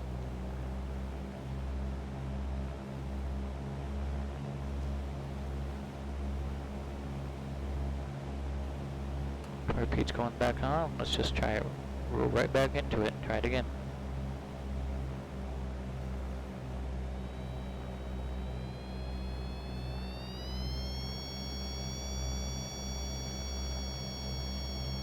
And we're balancing a ball on a board is what we're doing.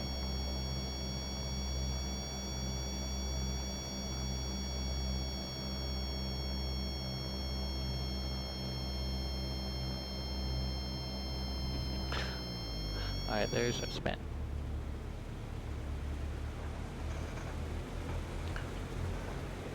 As you hear all those creaks and groans. Okay.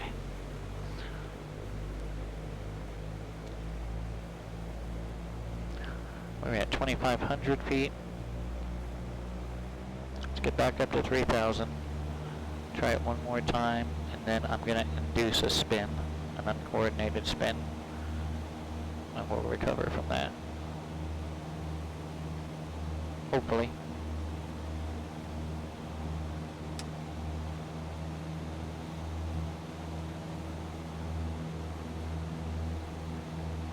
Do a climbing turn back into the wind direction.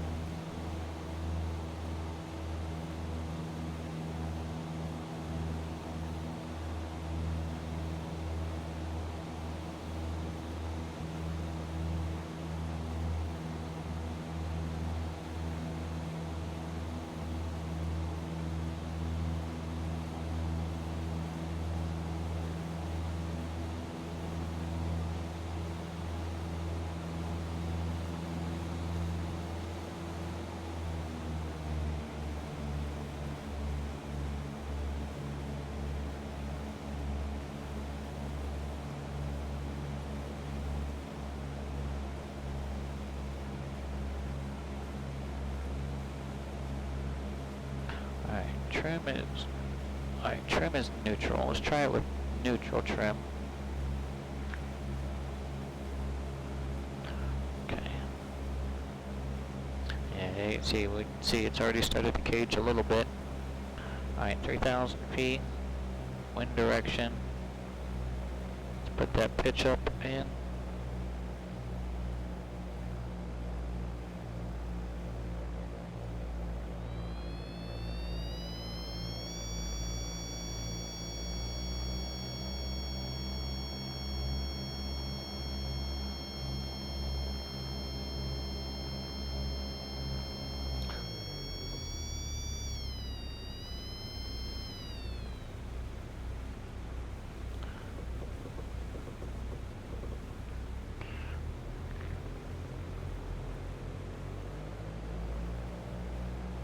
Yeah, this plane is not an acrobatic plane.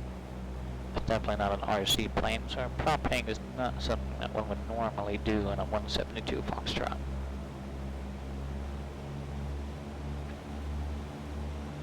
Alright, full power. Car peats off. Alright, let's bring in the spin. We're going to do a power on stall, an uncoordinated power on stall, and we're really going to have to try to get this thing to spin. Okay. Here we go.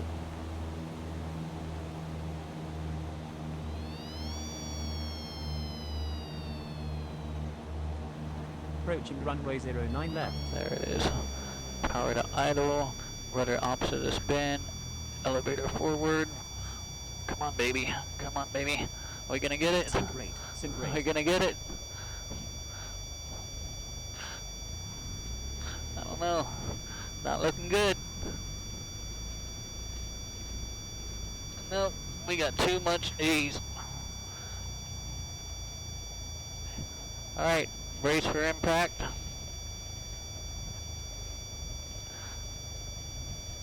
$500.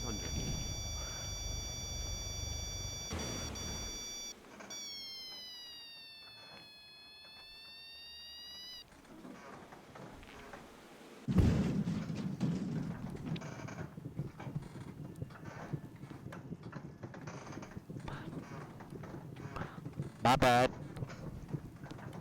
Y'all alright? Alright. Okay, let's reset here.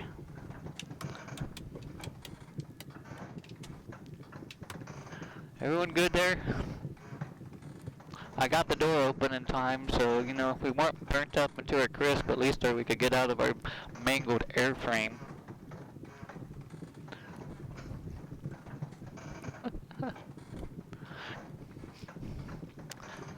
That fire extinguisher, yeah, about that. Alright, let's start a new flight. Same airport. We're here in Philly. To expedite things, tell you what, let's just start at the 09 right threshold.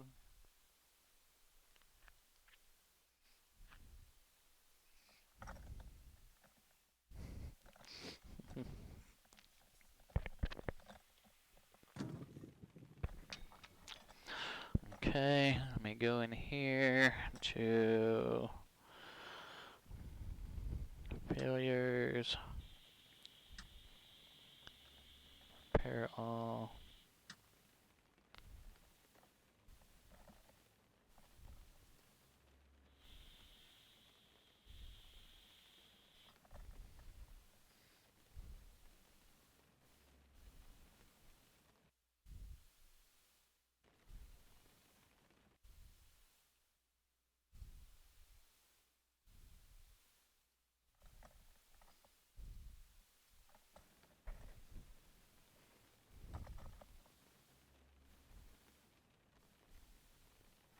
I think I need to reload my aircraft.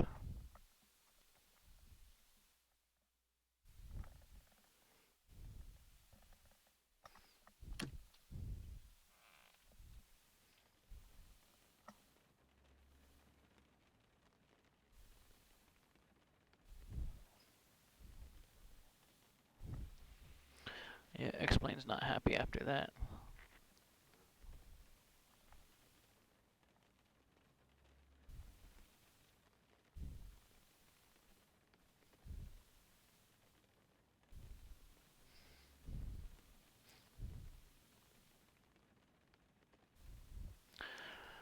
Alright, so what I think I need to actually hop out and restart X-Plane here. Simply because our FPS is tanked.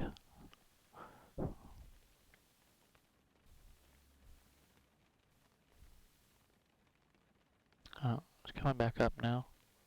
What was it doing? Something in the background?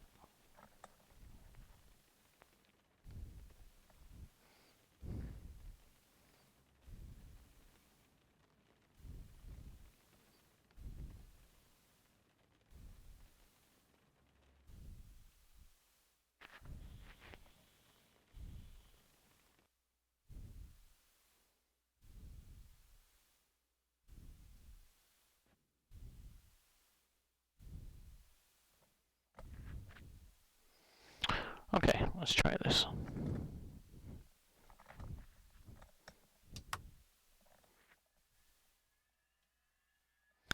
Expediting startup, master, beacon, mixture, throttle, and primer.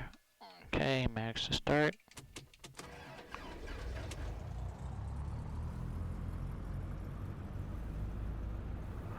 Our DG is, our Artificial Horizon is still not happy.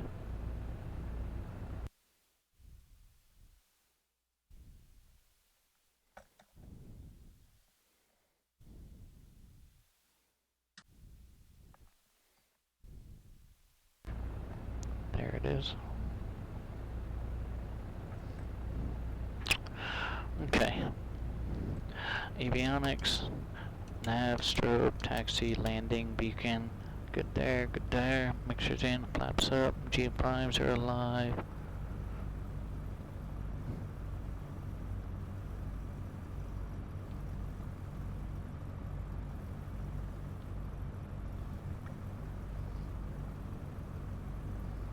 Okay.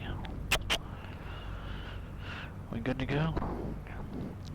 Alright, we're gonna do two more things. Well, yep. We'll do two more things. One thing I know we'll be able to do. The next thing is, the following thing will be a Hail Mary attempt. Okay,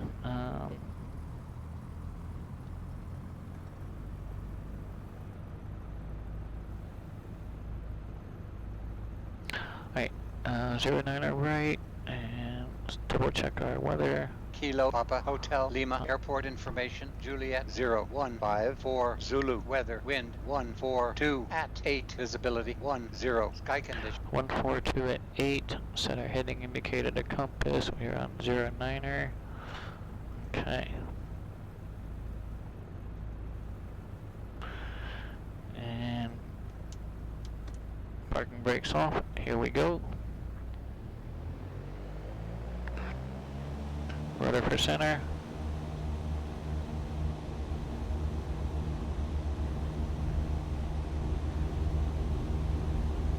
Airspeed's coming alive, let's rotate.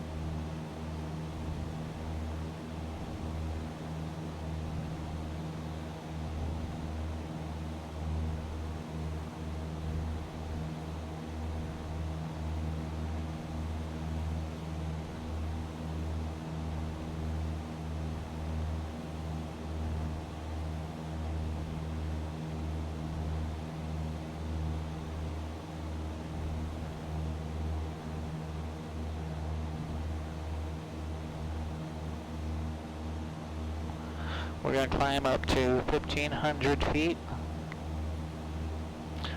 We'll level off there, get some airspeed, and then we're going to pitch down for some additional airspeed, and then we're going to pull up to about a 30-degree bank. We're going to put in full left aileron, and that's going to put us into a barrel roll.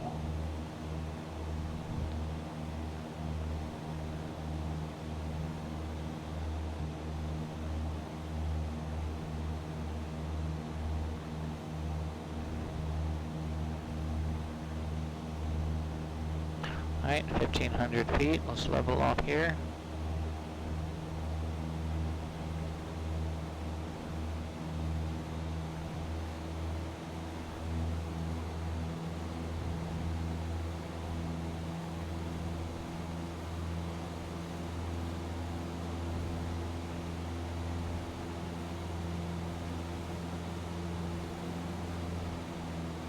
Alright, we're at 120 miles per hour. We're gonna need to get about 140 for this. Okay. Normally when I do some clearing turns where you're not connected to VATSIM, so I'm not gonna clear the area. But if I were to clear the area, I'd make a 90-degree turn to the left, look forward, and look right. And then make another 90-degree turn back to the right. And then that covers all of our directions there. Boom. We're clear, it looks like. Okay, here we go.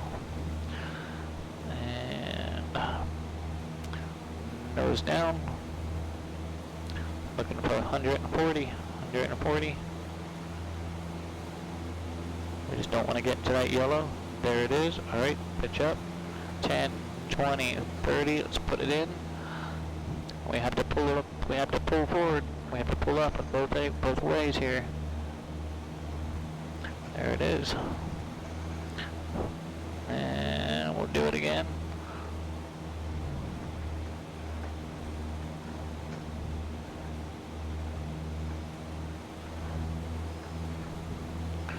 Okay.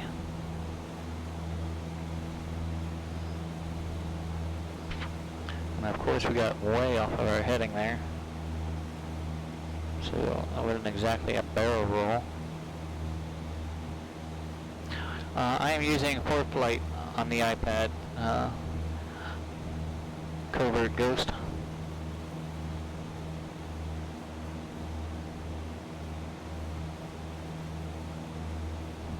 Alright, we'll get back on our cardinal heading here. We'll try this again. Try and stay on our cardinal heading.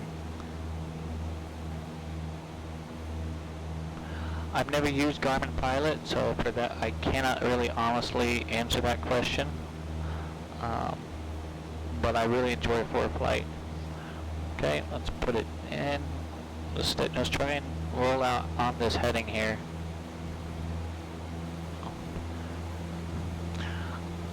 And there's our airspeed. 10. There it is.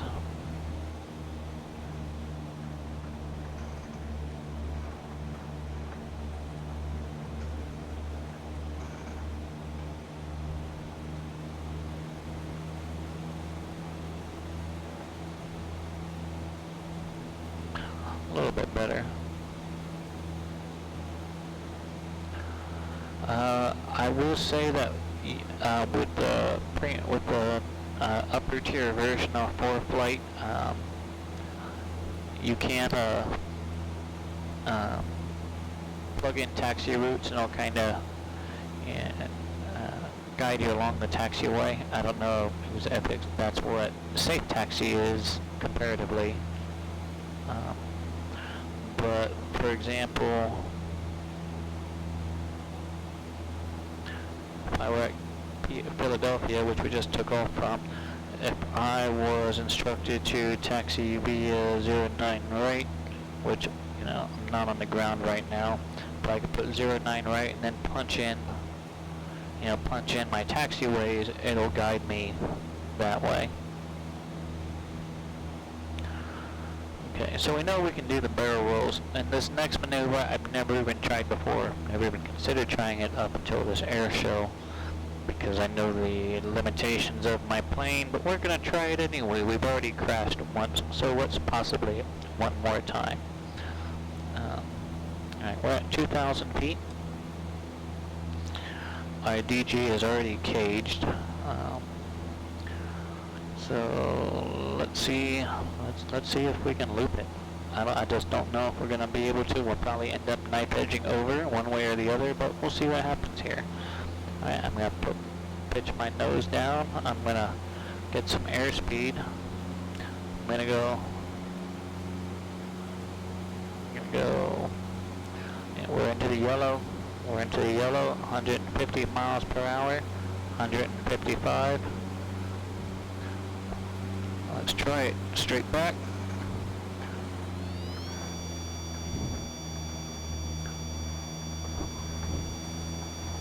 Holy crap.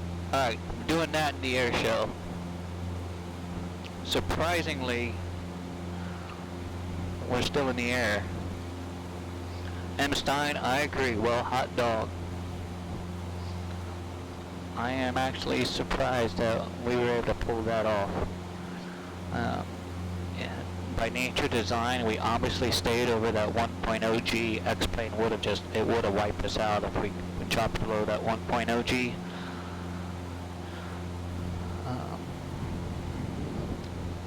Alright, I'm going to try that again. Yeah, we're definitely going to try that again. Where were we at? Did we start at 2,000 feet? I am in a 172 Foxtrot. I started it out as the default Cessna 172 Sierra Papa in X-plane, and then I took all of the information that I had from the POH of the 172 Foxtrot that I fly in real life, and I applied all of those numbers to the default X-plane 172 as far as weight and balance, aircraft weight. I went through all that stuff in PlaneMaker, so we're essentially flying a 1966 172 Foxtrot. The only difference is the plane I fly is 145 horsepower. I kept this one as I modified this one to 180 for this air show I've got coming up, but normally we fly the 145 horsepower in here. Alright, so we're going to try this again. Alright, we're on a east heading. Let's get that full power in. 2,000 feet. Alright, nose down. 140, 140, 150, 155, 160. There it is. Let's put it in.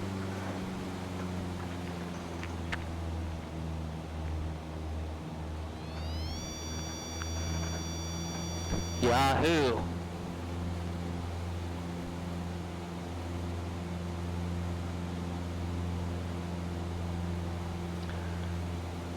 Yeah, definitely creak. We can hear this airframe stressing. You can definitely hear this airplane stressing. Alright, where are we at? Well, my time is unfortunately about up, so we're going to head back towards the airport. We'll probably do 2 more of those. We'll probably do 2 more of those on the way back to the airport.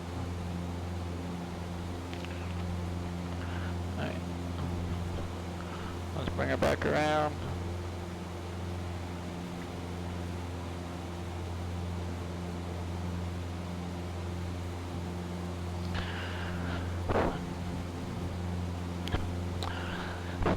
I've considered a hammerhead. I don't know if I'm gonna have the power to maintain completely vertical for long enough, but we can maybe give it a try. I mean, the worst thing that's gonna happen is we're gonna fall out of the sky or end up into a spin. But we can give it a go. Sure, why not?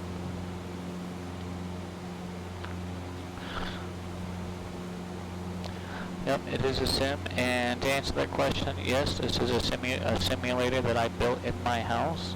It's been an ongoing project of about 10 years now. So yep, it's right here in the office of my house, in my FBO.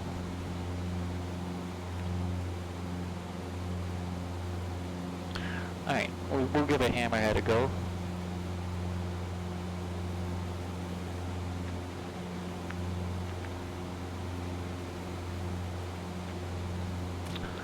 Alright, tell you what, we're going to need to get some more airspeed to do this, so let's climb up just a little bit, maybe 2,500.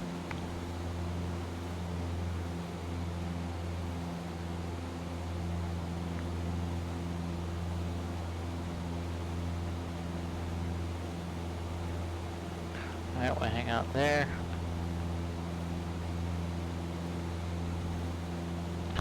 Alright, hammerhead. Let's get the heading bug back in this cardinal heading.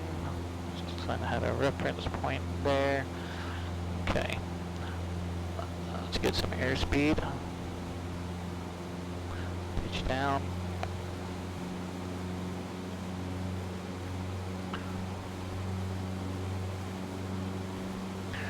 Alright, let's try and go vertical.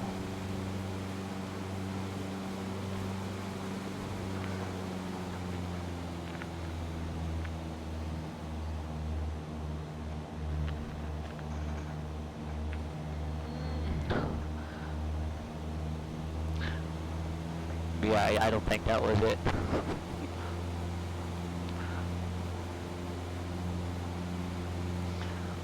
Alright, we'll try this again. I think I need to use more rudder as opposed to aileron.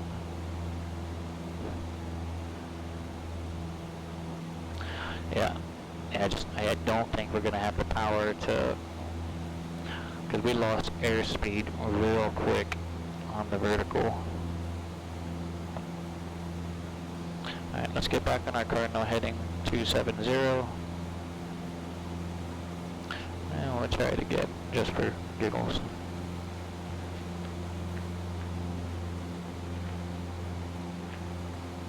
Okay, 270. Alright, let's pitch down.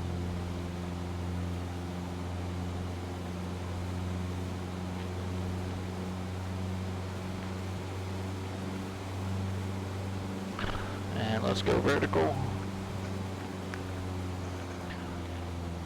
The rudder.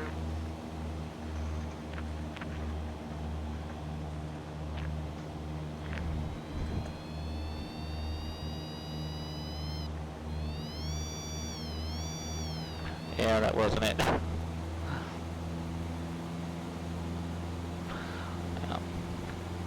Yeah, I mean, the theory is for us to go up and then just kind of knife over and come back down, level back out. Almost like the Top Thrill Dragster at Cedar Point, if anybody's familiar with that ride. Okay, where are we at? Alright, we need to head back to the airport, put her down, and then we'll head back to the FBO and debrief for a little bit.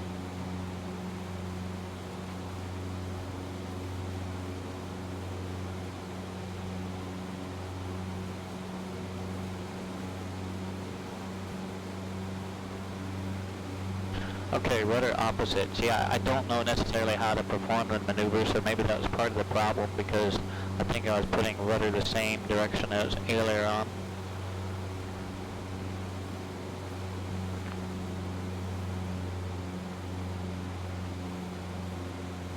I'm going to try it in a SR-22. Outstanding. That would be fun. That would be real fun, I think.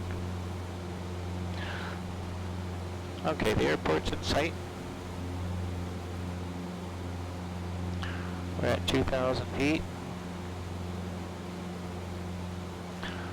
Alright, let's go ahead and loop it again.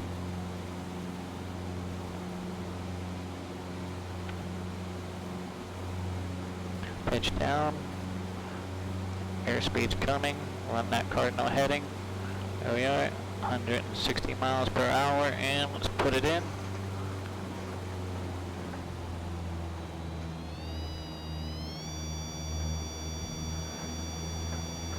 Yahoo.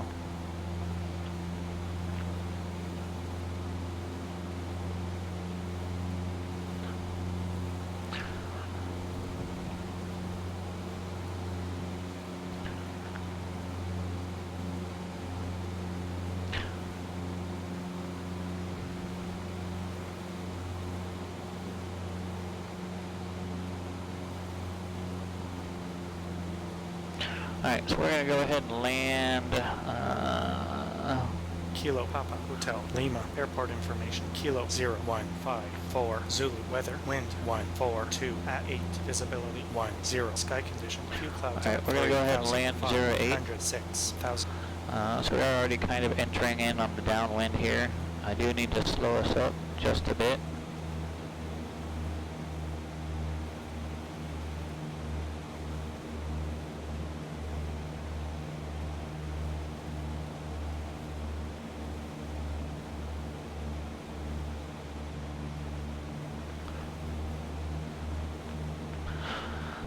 Yeah, I'm honestly surprised we were able to pull that off, to be blatantly honest.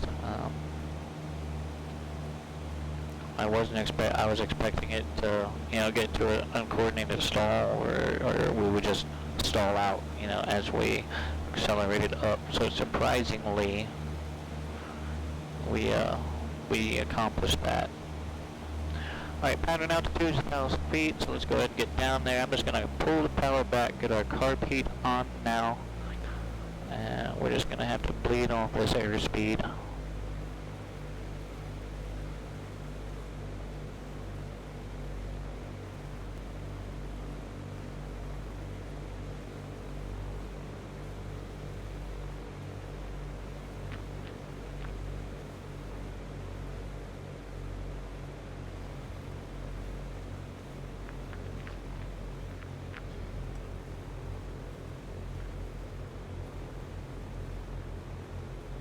M. Stein, I figured out how to independently adjust the contrast and brightness on our rear display. So I think that took care of a lot of our washout issues.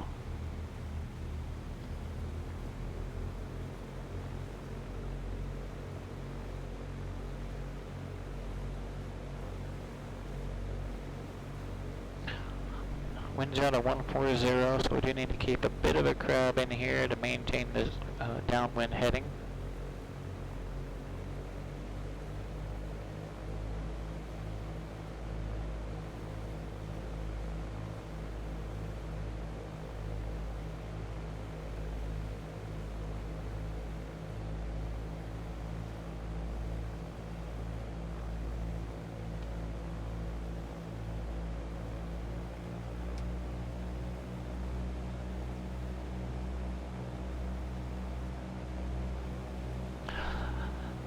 Yeah, the reason why the attitude indicator is caged is when we did that barrel roll, you know, it's a gyro instrument and it just puts those gyros right at its limits.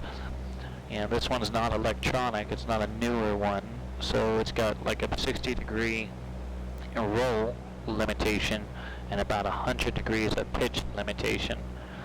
If it was electronic like, you know, the G5 one here, then it would be fine. And eventually I may end up putting a G5 right here. I don't know. I'd have to redo the gauge panel.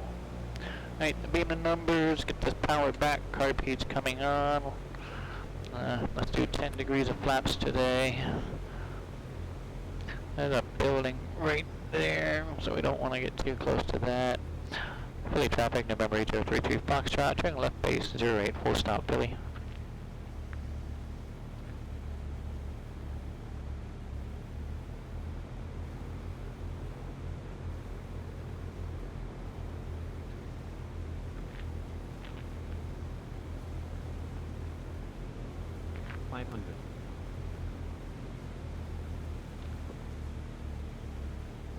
Philly traffic, November 8033 Foxtrot, left base to final approach, full stop 08 Philly.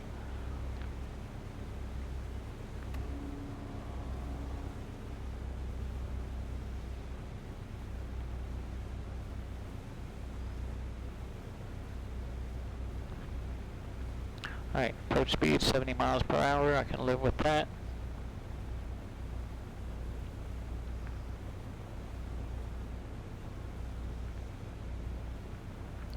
Stay on that center line.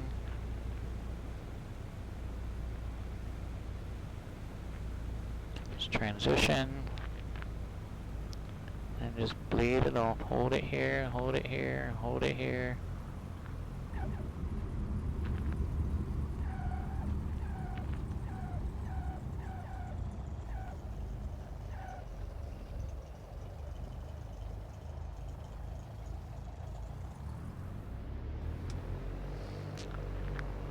We're just going to back taxi just a little bit and catch this taxiway here.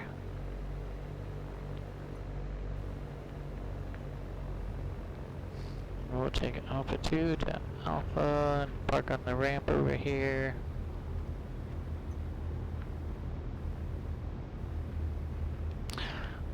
And so now that we're on the ground,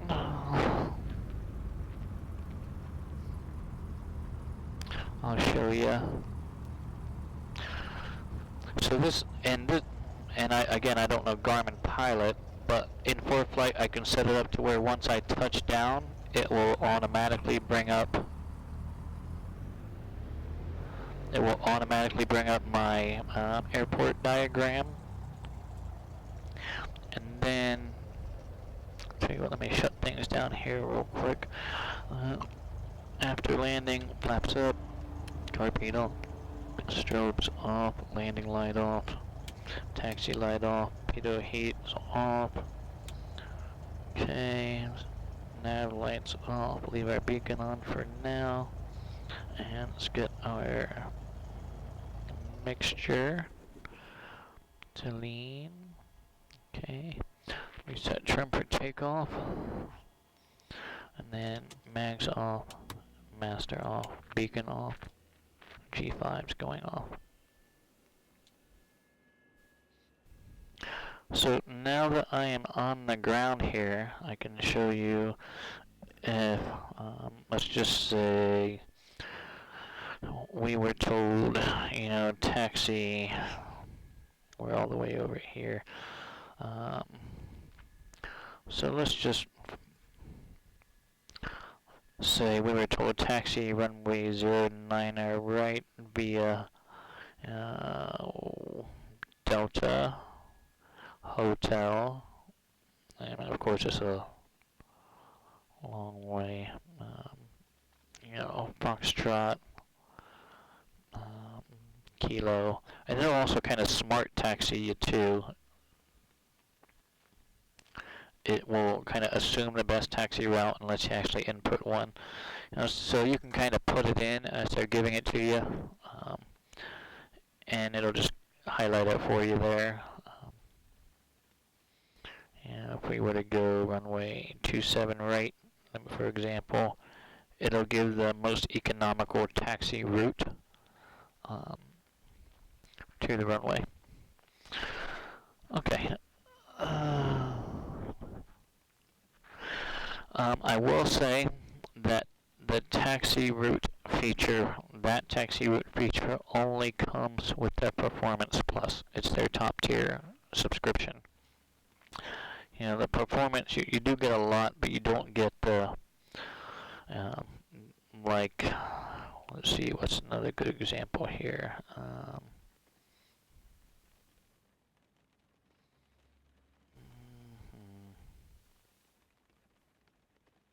What can I show you? 3D view, if you're coming in on an approach, you're unfamiliar with the airport, you're told, the 09er right, you can kind of get a 3D preview of the glide slope. So that's also kind of a neat feature. Okay, parking brakes on, avionics, okay. Everything's off, compass is off, VATSIM's closed. Okay, let's head back to the FBO. I want to give out some thank yous. We'll chit chat for a couple minutes, answer any questions anybody may have, and then we'll say goodnight. I'll see you back there.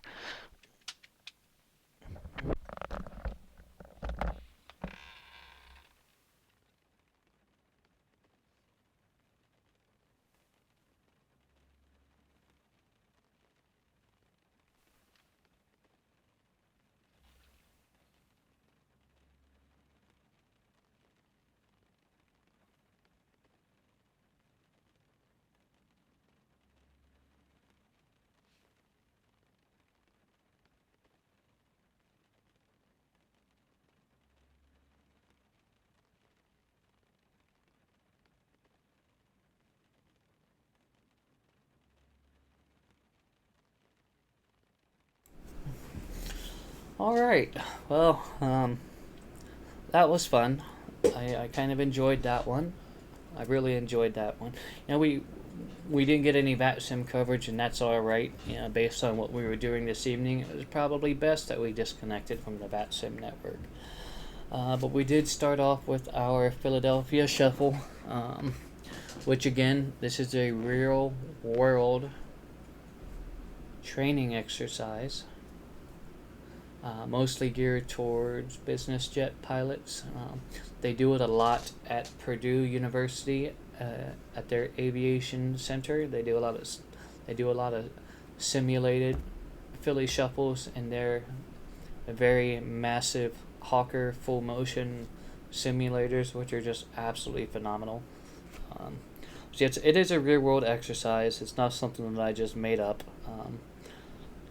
But for our little 172 Foxtrot, it wasn't an issue whatsoever. In a Hawker jet, this shorter runway might have been an issue. I don't know. I'm not a Hawker pilot. I'm not a jet pilot. So I don't know the type of performance that they require. But still fun. And then, we departed the area for a little bit and practiced some acrobatic maneuvers for the air show coming up with the Virtual USA Flying Club. It's a GA flying club based on the VATSIM network. In fact, if anyone is interested in joining the Virtual USA Flying Club,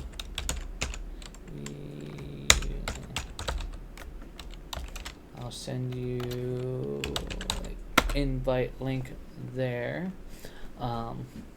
It's a Discord server, and we do have our first annual air show coming up on Saturday, July 8th, and I am one of the administrators for the club, so if you are interested in joining, it'd be a pleasure to have you come into the group. So we tried.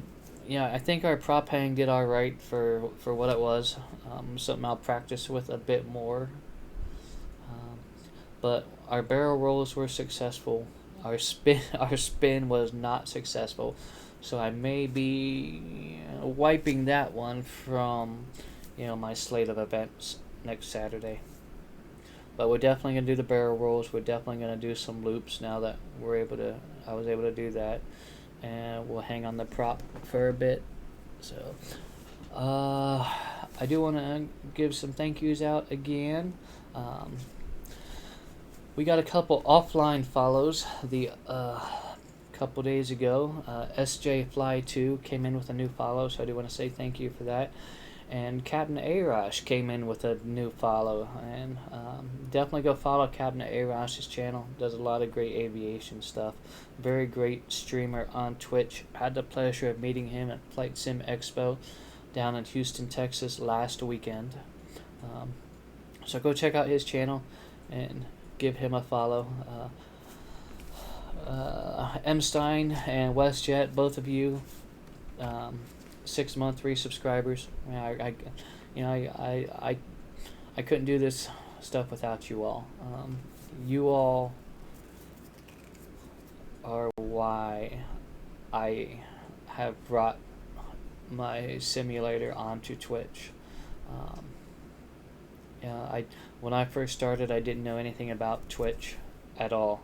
I was looking for an easy way to, export my videos directly to YouTube as opposed to stitching multiple GoPro clips together on the computer and waiting for those to process, then having to reprocess them and then uploading them to YouTube.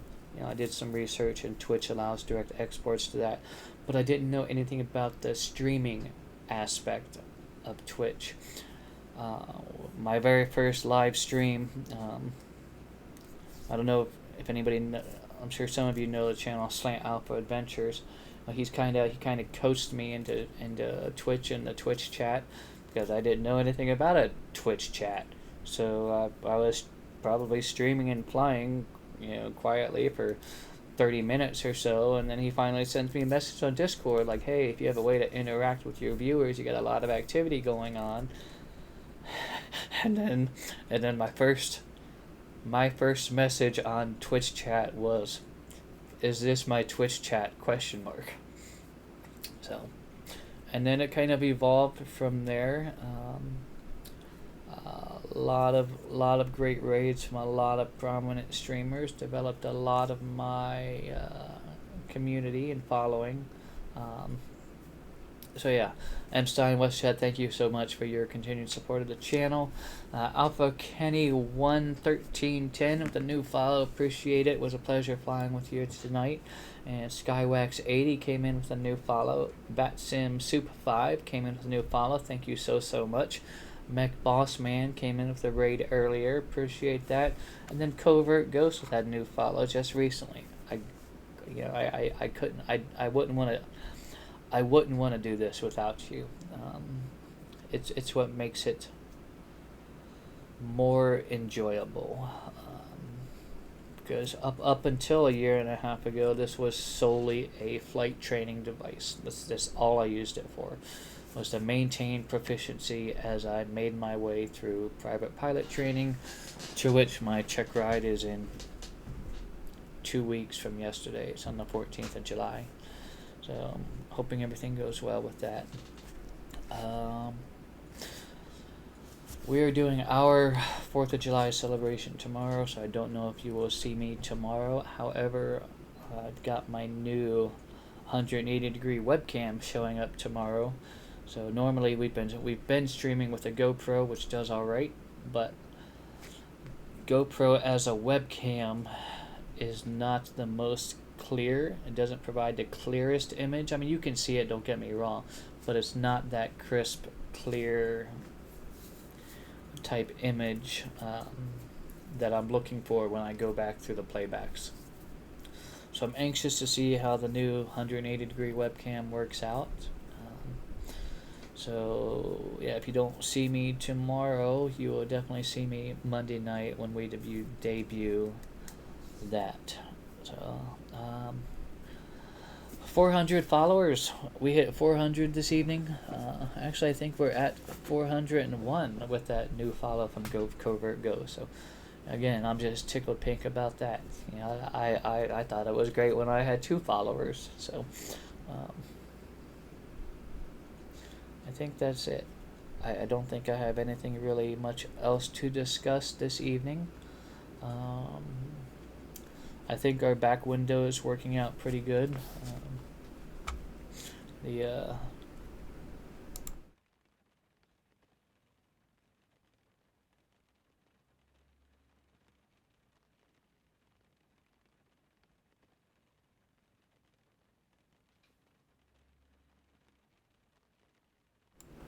Because now I can actually physically turn my head and physically see my rudder and elevator and see how those are responding when I go through and do my flight control check. So, okay, let's find someone to raid. We'll see who's online.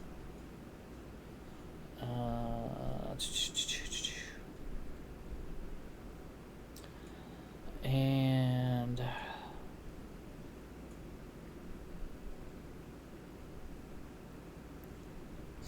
I'm going to send you over to my buddy Melvin Leroy. He is flying in another event with the Virtual USA Flying Club this evening. It's a late night event, so his flight is dark, and that was the theme of the event tonight, flying into the Appalachians at night. So I'll send you over to his channel. Please give him a follow if you don't already do so already. And again, it was certainly my pleasure flying with you all. My name is Michael. I was your pilot this evening, and I can't wait until our next adventure. You all take care and stay safe. Take care of each other, and we'll see you next time.